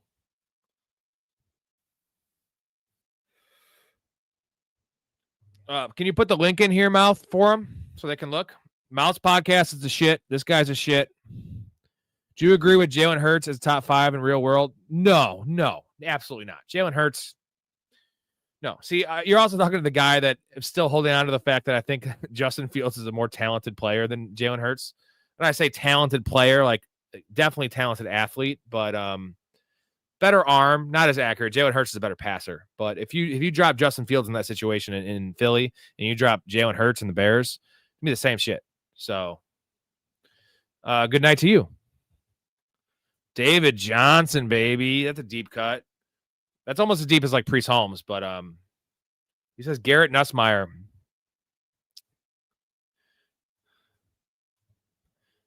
Yeah, the quarterback thing, because the Klubnik guy from Clemson was supposed to be him and Arch Manning, right? It's like 2 of the top 3 guys, and Clemson's just in the fucking shitter right now. And I still think he's worth a shot, but unfortunately, I think we're having some PTSD from Trevor Lawrence at Clemson. I don't like to just like group guys in, right? It's like I didn't want to group CJ Stroud into the Justin Fields conversation because it went to OSU. I will group any Alabama quarterback as trash. So, man, we all got to root for Justin Fields, right? He's a great kid. He's been in the shittiest situations. I still can't believe Pittsburgh benched him for Russell Wilson. Yeah, that looked good for 3 games, but like they said, Russell Wilson give him a better chance for a Super Bowl. Get the fuck out of town. No,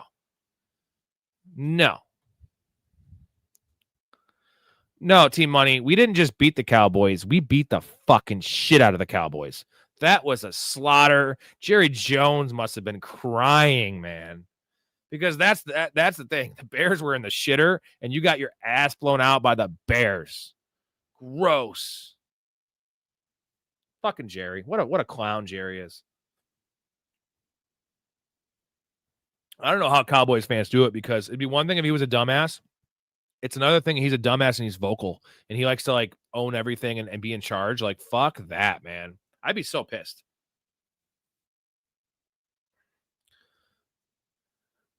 Wow, Elite.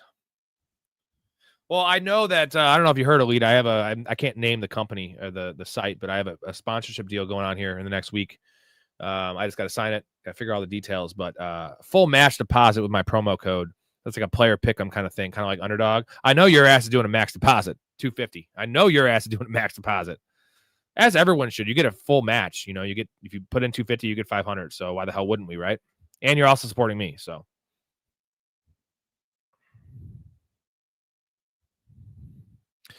Ooh, Devontae Freeman. Love Devontae Freeman, man. Ooh, well, that's just so hard to say right now because we don't know the injuries. But it could be a player like Woody Marks, I would say, possibly, because Joe Mixon's not playing football this year.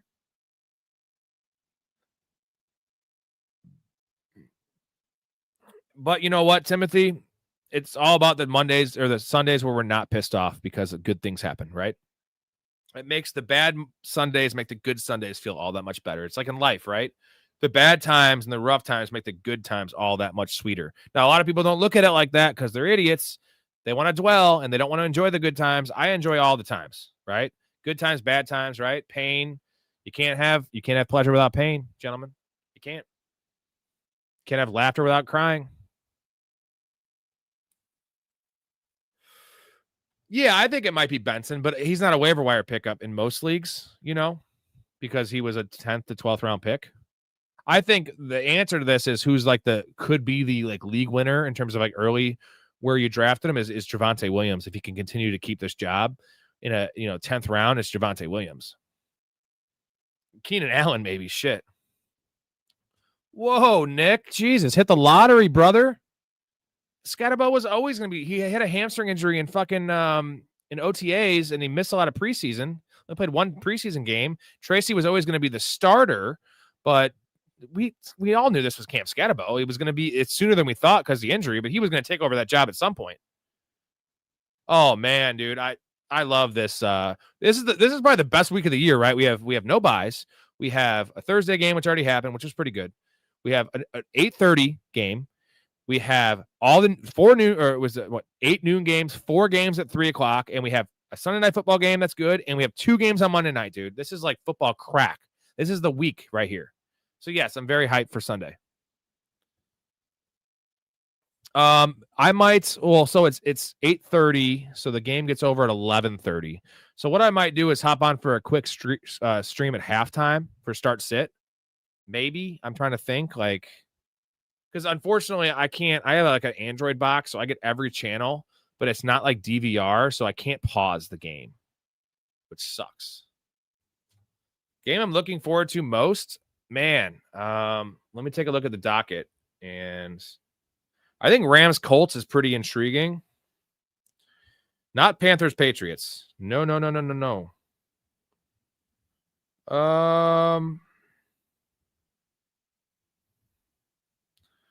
Yeah, I think it's Rams Colts, man. I want to see if Danny Dimes is for real.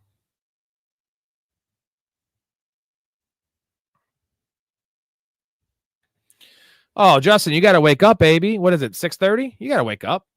I know it's a day off for most people, but yeah, Philly Bucks is a good one, Argo.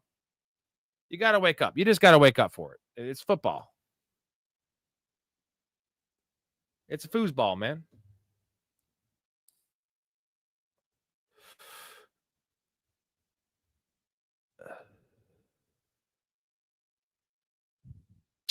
Well, Alex, we just talked about it. It is, here's one I already bet. I'll give you the early bets this week. Again, last week was rough. 1-5 on Sunday. I am still 14-8 now on the year because I lost Trey Benson tonight, unfortunately. 14-8 is not bad. So Keon Coleman, I think this number already went up. I know it's a weird matchup because they're probably not going to throw a lot. Keon Coleman over 37.5 yards. I love that one, dude. And Shakir seems nice to it, like 40 or 39. I like Keon Coleman. I think it went up to 38 or 39. But that's one deep pass for that dude. And I think that they're going to try to come out and maybe pass the ball a little bit with Josh Allen. And we talked about it earlier on this stream. It's Brock Bowers, 52.5. Over 52.5, Brock Bowers. Bears are bad against their linebackers are trash. Their secondary is beat up. This is a Brock Bowers game. So those are my first two. Team money, I do not watch racing, no. Elite, I don't really fuck with touchdowns. Maybe I should start. It's just tough. All right, gentlemen. I probably got to log off. If I get 7 more, I know there's a lot of you already subscribed. There's 27 people. If I get 7 more subs before I finish this beer, I will crack open one more brewski, and I'll do another 20, however long the beer takes. 7 subs. What is the 3-legger, Elite? I might have missed that. Post it again if you could, so I don't have to scroll up. Again, 7 subs in the next 4 minutes. I will pop open a beer and chill with you guys. Fuck it, I'll make it 5. Give me 5. I'll do it. Pour a little bit of this one now.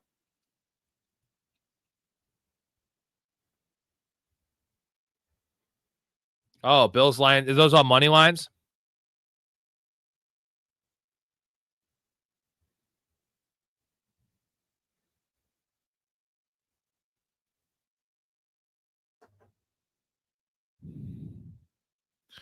Heyo. Downtown Sports. That's that is Mouth's podcast, but he also has had legends like Ian Eagle. And he wants my plain ass on this podcast. I am very honored. Very honored.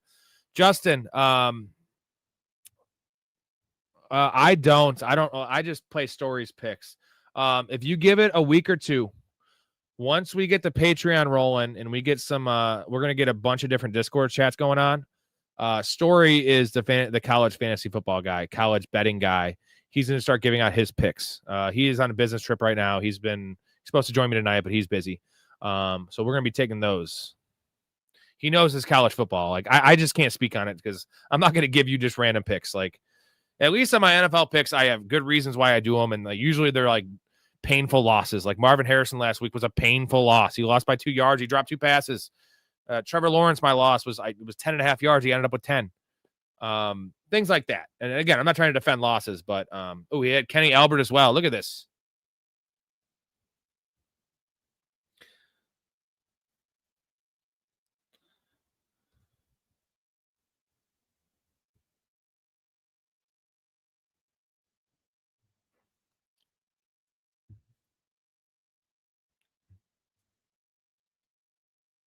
I'm going to play a clip here real quick here. Let's see what I got. Something long. Take a little break. You are Michael. Whoever's in here, gentlemen, if I get 4 more subs in the next 3 minutes, I will stay on for 1 more beer. Otherwise, I've been on it for almost 3 hours. I gotta take off. So it's easy. Just press it. It's easy. Just press it. And you get notifications that come on here again and again and again. With these awesome gentlemen in the chat, right? They're good gentlemen. You are Michael Bolton? Yeah. Is that your real name? Yeah. Are you any relation to the pop singer? No, it's just a coincidence. Vic, I'll be honest with you. I love his music. I do. I'm a Michael Bolton fan. For my money, I don't know if it gets any better than when he sings "When a Man Loves a Woman." Oh, but you must really love his music, huh? Yeah, he's pretty good, I guess. You're goddamn right he is. Timothy, I don't really have a brewski of choice. I am, like I said, I have not worked in a decent amount of time here. So I just buy cheap light beer and just pound a bunch of them, and I put lemons or limes in them, depending on the beer. Currently drinking Keystone Light, $8.99 a 15 pack. Can't beat that. I'll drink Busch Light. I'll drink Coors Light. I like IPAs, but that's a winter thing for me. That is preferred, but I also get really hammered drinking all those. Mr. Wonderful, it wasn't a bad start, man. The process was right with Benson. It was just a mess of a game. Jay Hang, this is a tough one, bro. Travis Hunter or Troy Franklin? Whew. Probably Travis Hunter. Maybe he has a breakout game. I don't see it from Troy Franklin. Marvin Mims could have a big game. Evan Ingram looks like he's going to play. RJ Harvey might get mixed in more. You still have, other guys in that receiving core. Sutton's the number 1 there. Pat Bryant might make an appearance. We don't know. So Travis Hunter is an issue. It's rough. It sucks, but I think that's it.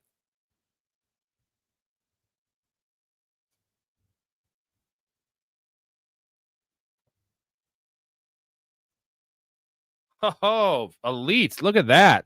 I don't know if there's no one you'd rather trust. I'm just human. I just tell you what I would do. And I think start sit's probably one of my weaknesses. I'm better at like telling you what players to draft. That's my strength, is drafting strong teams. Unfortunately, we're so far past that. I can't tell you that. I can tell you what I value players at, but yeah, it was a rough night for Trey Benson. He didn't look great, but he didn't look terrible.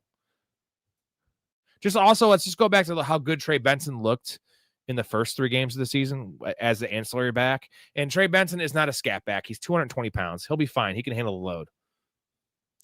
Do I start Hall, Mason, Etienne, or Sutton at RB2 flex? RB2 and flex. You start Mason for sure. Mason 100%. It's Mason and Sutton or Mason and Hall. So either Hall or Sutton. That's your call there. But Mason's got to be in there. I don't have it in there, Argo. That's my bad. I didn't put in this video. Let me see if I can. It's still Herbert elite. He said Herbert or Caleb. Let me see if I can put it in the link here for you guys before I log off here. I think I can.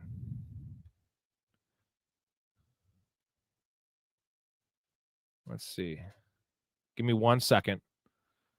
And I will get that here for you. You can join the community. Here we go. All right. Sometimes you got to copy and paste it. Stupid. But no, I don't want, it doesn't let me change. Oh, I can't change this. That's so stupid. Doesn't let me change it. Hold on a second. I mean, here it is, but I don't know. You can copy and paste this in your browser, maybe. I don't think you can click on it, depending on what you're using to watch this stream. That's the thing. That was my bad. I kind of threw this one together once the game got over. Ollie Gordon, any thoughts? You got to hold him because he's getting work now, what he wasn't getting early in the year, and he is the handcuff. A-chain small. So I think you got to hold him.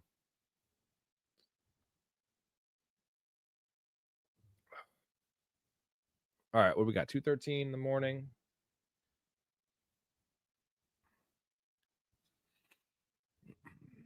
I poured the beer anyway. You know what? I asked for the shit. Whatever. I'm going to pour it. I'm going to drink it. I'm having a good time. We're approaching 3 hours. I like doing these 3-hour streams. That's a fucking marathon. That's a marathon. And I sleep well after them. Actually, I don't. I stay up all night looking at fantasy shit.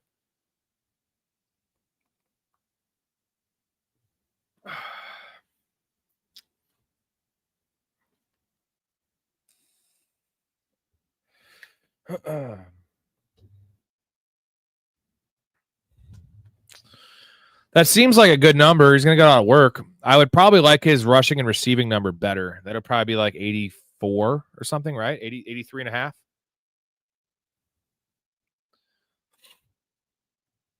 I mean, they're making noise right now. They're making fucking noise right now. Their defense is legit. You know, it's crazy. They lost the offensive lineman to start the year. No one believes in Keenan Allen. No one believes in Justin Herbert. Everyone was on the Broncos this year. And it seems to me that they're the favorites in this division. Unfortunately, though, they have to play the Ravens and or the Bills in the playoffs, and that's a problem. Those are hungry teams that the NFL wants to make the Super Bowl, right? Mason's rushing line is 82 and a half. No, I was asking about Hampton. What is Hampton's rushing and receiving? That's a lot. That's really high, man. I mean, I know, like, I was tempted for Derrick Henry's just because of the FU game, but when I'm not doing 5 bets this week. I had a rough Sunday with doing 6. I went 5-0 the week before, then I went fucking 1-5 on Sunday afternoon games to wash all that away. So I'm going to stick to like 3 or 4 this week. And again, the first 2 are Coleman over 37 and a half, and then it is Bowers over 52 and a half. No, I have multiple books, Elite. Sometimes I hadn't looked at them yet, but thank you. It was you, Elite, whoever it was with the Bowers call, because that 52 and a half, that's already skyrocketing up. That's going to be a 60 yards. Doesn't mean we're going to win the bet. I just like to be on the right side of it. So Hampton's all-purpose is 89. Yeah, that's a lot. I think I like that more. I don't know, man, because he's getting a lot of receiving work. That's a lot, though. That's a 25-yard jump from his rushing total. Would you say it was 64 and a half? 65 and a half? That's 24 yards of a jump. And I bet his receiving line's only 18, but they always like add 5 yards because you're getting both insulated. I think I probably like the rushing line more. I think I like the rushing line more than the all-purpose. That's toughy. Giants are shit on defense, but they are tougher against the run than they are the pass. Their secondary is trash, which says a lot because their pass rush is great. So think of how bad. I got Bowers at 52 and a half, Alex. Super happy about that one. Super happy about Bowers at 52 and a half. I mean, I think I should like James Cook at 74 and a half. The only worry is this game gets out of hand. Now, that might be because of James Cook dominating on the ground, but I have a weird suspicion that this is a Josh Allen game. I know it doesn't seem like a Josh Allen game. That's partially why I bet Keon Coleman over 37 and a half.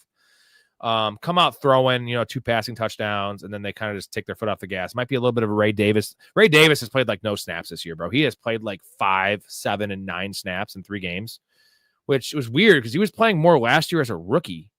And with the holdout of James Cook, it's like, why? I don't get it. I love Ray Davis. Like, Ray Davis is a good-ass player. Man, this has to be McConkey, right? Like, there has to be a McConkey week, doesn't there? Like, we were drafting him in the second fucking round. Now, I wasn't, but hey, what's up, Lakers juice? Is that a Magic Johnson like thing? Because he has some juice with the Lakers. Get it? Would you trade Scat for Benson long term?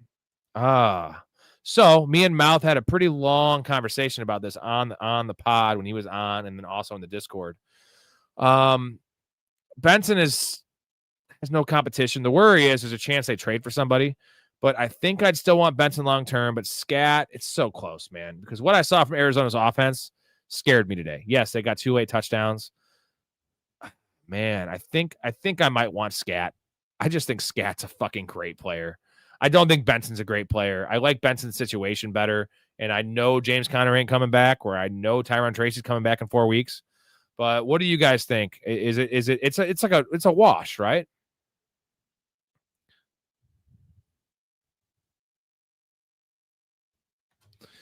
Yeah, the Saints in general are trash. I like Kendre Miller as like a deep stash. He's in like a Woody Marks territory. And I thought they were done with Kendre Miller. I thought they were totally done with him, but they're not done with him. He's the dude there.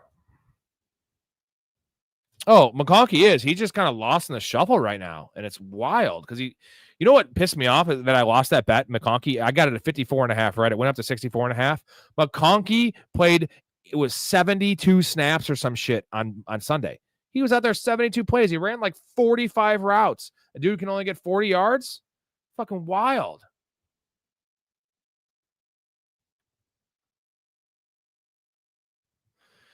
Yeah, that was your take. And Scat's a good receiver. So yeah, it might be Scat after today. Again, I'm not as panicked about Benson's performance, and the first half snap share was awesome. He played 80% of the snaps in the first half. I'm more worried about the fact that the Cardinals are just bad. And like, yes, the Giants are bad, but we have some new blood coming in with Jackson Dart.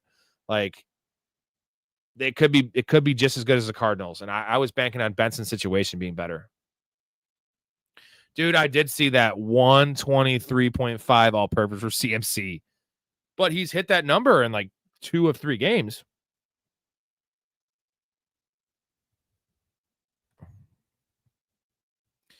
I wouldn't see. I know it seems, Argo, I think it seems like money, right? BTJ under 62.5. It seems like it should be money, but guy's getting 9 targets a game, right? 9 targets a game. Alex, I don't bet a lot of lines. Getting the hook is nice there, though, right? That's ideal.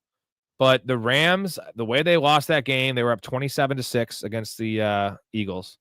They lost that game on their own field goal being blocked. I think they're going to be angry, and the Colts are due for some regression. That's my only statement on that game. I do like if I had to bet it, I'd probably take the Colts and the points. But what's going on, Eric? Thoughts on the Chiefs game? I think the Ravens are going to just wipe their fucking tushies because they have to. They have to. They're angry. They're pissed. Again, I know it's not hockey and being angry doesn't make a difference, but like you're going to get a really, really motivated Derrick Henry if he even needs that motivation. Lamar, they can't lose this game. The problem is I think the Chiefs are getting 2.5 points at home. So they could win the game by 1 or 2 and you lose the bet, but I don't think that's happening.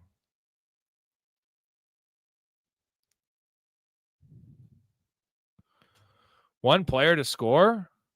I think I'm going to go Derrick Henry, dude. I know a tough matchup, but like they're going to get Derrick Henry in the end zone. Emma, not only is Dowdle splitting carries with Hubbard, I went back and watched that game, and he was getting like goal line carries. He got the touchdown, right? But they pulled Hubbard off the field. So like Dowdle got him down there one series, played like 7 out of the 10 snaps to get him down there. Got a little gas. They brought him out for Chuba. Chuba got a screen pass, didn't get in, and they took Chuba out after one play and then put in Dowdle. Super scary for Chuba owners, right? Yeah, it's Purdy. Mostly because Purdy's hurt, but coming back from injury. Mac Jones has a recent injury. He re-aggravated that knee injury. So I think Mac Jones is more hurt than Purdy. So one of them is going to start. I think they're going to go with Purdy.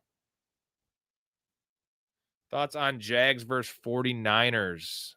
I'm taking the Niners.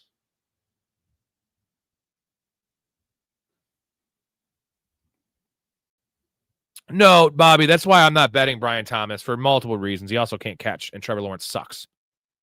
Did you guys hear the stat? I don't know if you guys were in the two days ago. I had Dave on the show. He read the best stat ever. We're talking about Travis Hunter. So if you snap the ball, if you spike the ball as a quarterback, right? If you're driving down the field at the end of the game, you just incomplete pass, right? The little right into the ground. That's a 33 quarterback rating. If you just do that every time. Trevor Lawrence has a lower quarterback rating when targeting Travis Hunter and Brian Thomas than if you were to just spike the ball every time. That is fucked. He told me that, my head exploded on the pod. And I, like JFK, it was just all over the place. That's a real fucking stat. I like Jaylen Warren, man. I like Jaylen Warren. I don't have a third bet yet. I'm still waiting, man. DK is an option. I haven't made my decision up yet. DK is at 50 yards. I don't mind that one. Tough matchup against the Vikings. I don't think I want to fuck with that, though. I'll probably do a quarterback. I bet it, actually. Here it is. Bet this now, because it's gonna. What do you guys think? Don't look this up. What do you think Jackson Dart's rushing total is at this week? Jackson Dart, first start of the year against the Chargers. Over under rushing yards. What do you think it's at? I projected this way off. I don't know if that gives you a hint or not. That's my third bet. I already placed it. Totally forgot about that one. Elise says 12.5. Give me some other guesses here, gentlemen. Jackson Dart, what do you think his rushing number is? We got 35, we got 18, we got 13, 12.5, 34.5. 34.5, dude. That's like Lamar. That's higher than Josh Allen's. Yeah, I got 23, 16, 22.5. Yeah, 34. I bet the under. I don't bet unders typically. I bet under 34.5. That is just crazy ass high, right? I get he had a 35-yard rushing game.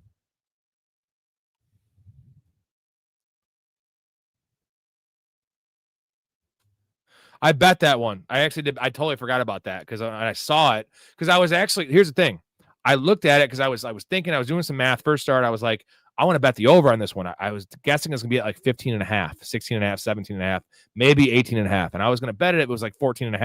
And I see fucking 34.5, dude.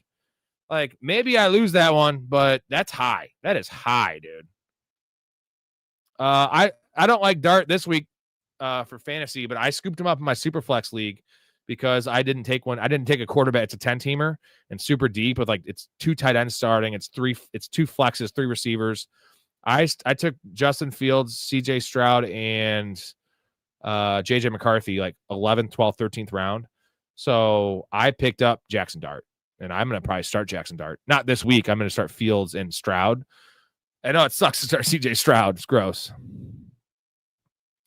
Yeah, and they're going to do it because, you saw when he came in the game with Russell, that was all RPOs and he was running. I get that. That's a high number, though. That is a high, that's elite level, Lamar is usually at 42 to 47 each week. Josh Allen's in the mid-20s to low 30s. He's not Josh Allen. So you think that's too high, guys? Or you think I'm on the right side of this? Or you think I'm just a sucker because I think the number's too high and he's going to be having 9 rushing attempts?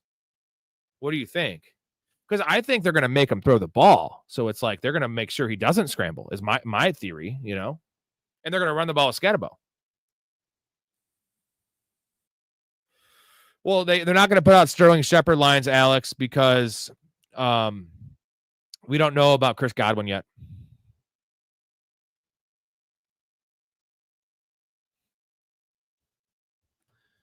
Travion Henderson over 16.5 receiving. What do you think about it? Just his total. His total is probably 50, right? Like all purpose. Yeah, 9 rushes. I get it. The only problem is we don't know that yet. We don't know it because even after it happened, Stevenson saw the field. So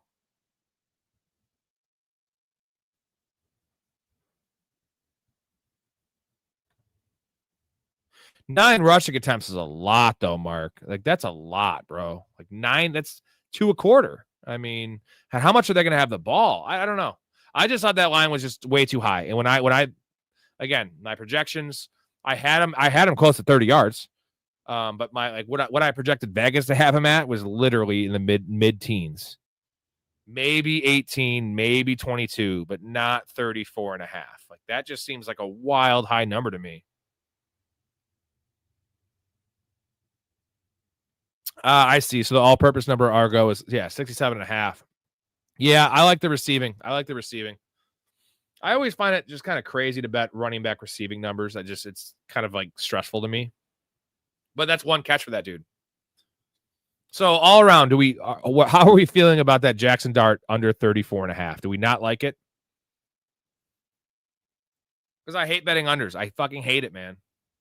I know it's smart, and you also have the chance for injury.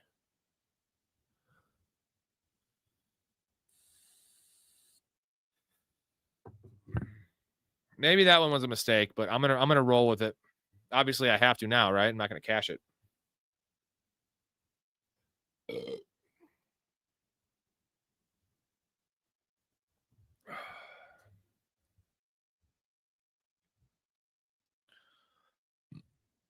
I mean, they could get blown up though, Mouth, and he doesn't hit that number. Like, that's just, it's not like a 1-to-1 correlation that like.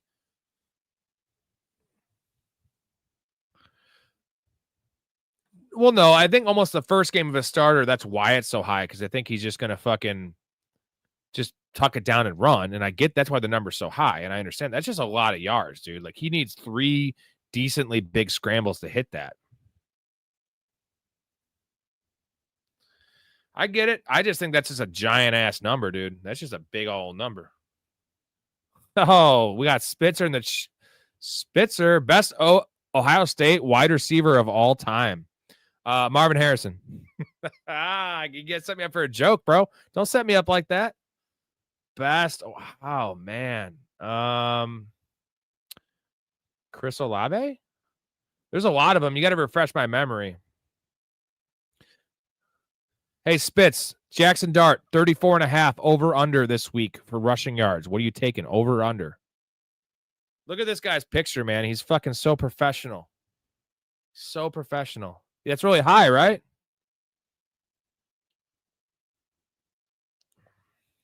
Ooh, that's a good call, Argo. Well, I know. That's why I bet it, because I was going to bet the over, and I thought it'd be like mid-teens or like low 20s. And then I saw 34.5. I was like, okay. I'm never betting that over, so I'm going to bet the under. Maybe a bad process. Who knows?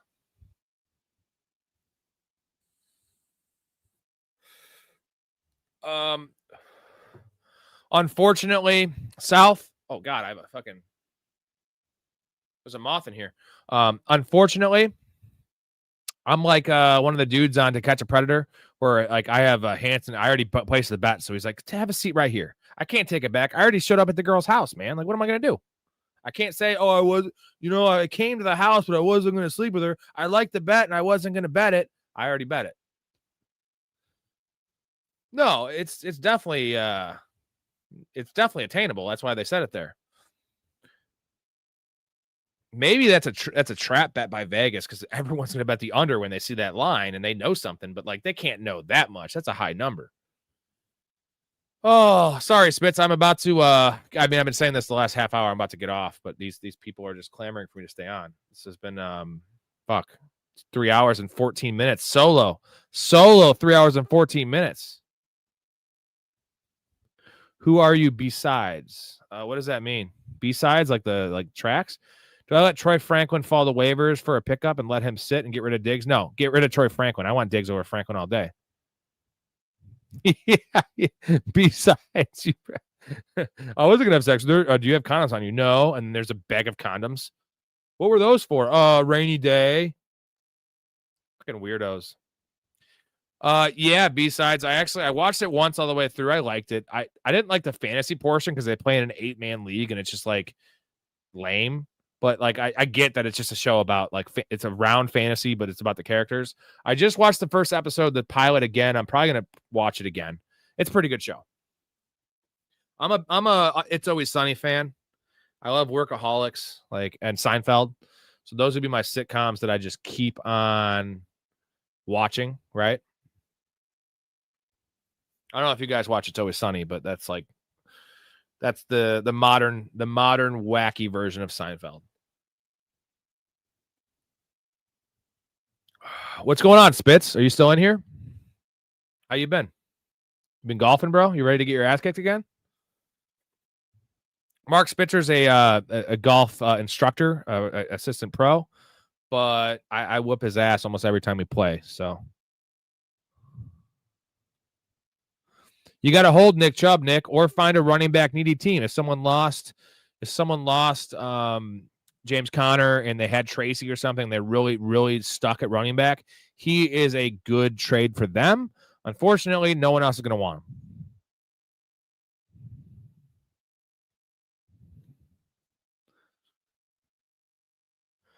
$19.90. Yeah, I could believe that because it was like, that makes sense. Jerry Rice's heyday, and it was you had Pepe Sylvia.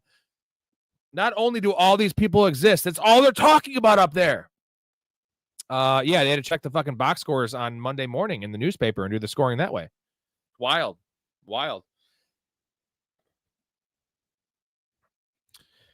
Well, but modern compared to Seinfeld, though, you know what I mean? And it's still going. It's still going, baby. The new season's not great. The last 4 seasons are not great, but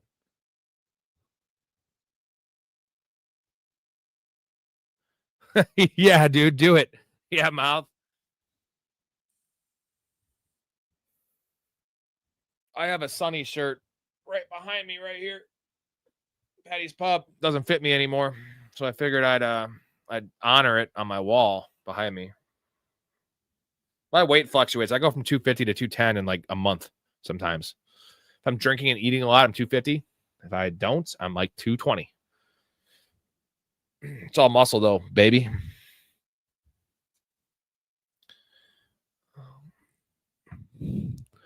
$35.5. Is that Jackson Dart? Is that the 35.5? People are betting that over? God, I feel worse about it at the second. I feel terrible. I gotta take a shower now.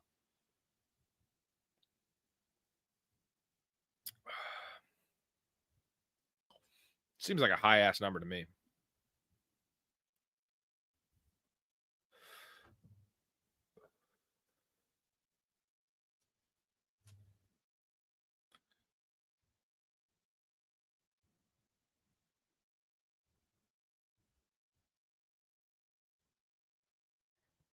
All right. I think I got to call it. I'm approaching 3.5 hours here. It was a fucking pleasure. It was a joy. If you're in here, you have not subscribed. We're doing these streams, maybe not this long. Usually it's with guests that keep me a little bit, leveled. But every single fucking night, every night. And subscribe to the channel. Check it out. We are on a pretty nice trajectory right now to become something, I think something big in the near future. If not this year, next year for sure. Check it out. A lot of good stuff on the channel too, besides football. If you're just interested in just watching some funny stuff, movies, Joe Rogan-esque forums, just random ass shit that, yeah, I like. I'm going to play a clip here and then I'll say goodbye. You asked to see me. I made your Cajun chicken niblets. No. You made my year. You have a gift. And a super dope hat. This is cool. All right, boys. Let's go! All right. I will be on tomorrow night, late night, for a fantasy football lounge. I'll have 1 or 2 guests on. It'll be a good time. Appreciate all you guys. Great chat. Love each other. Love your life. Respect each other. Remember, life is a gift. That's why it's called the present.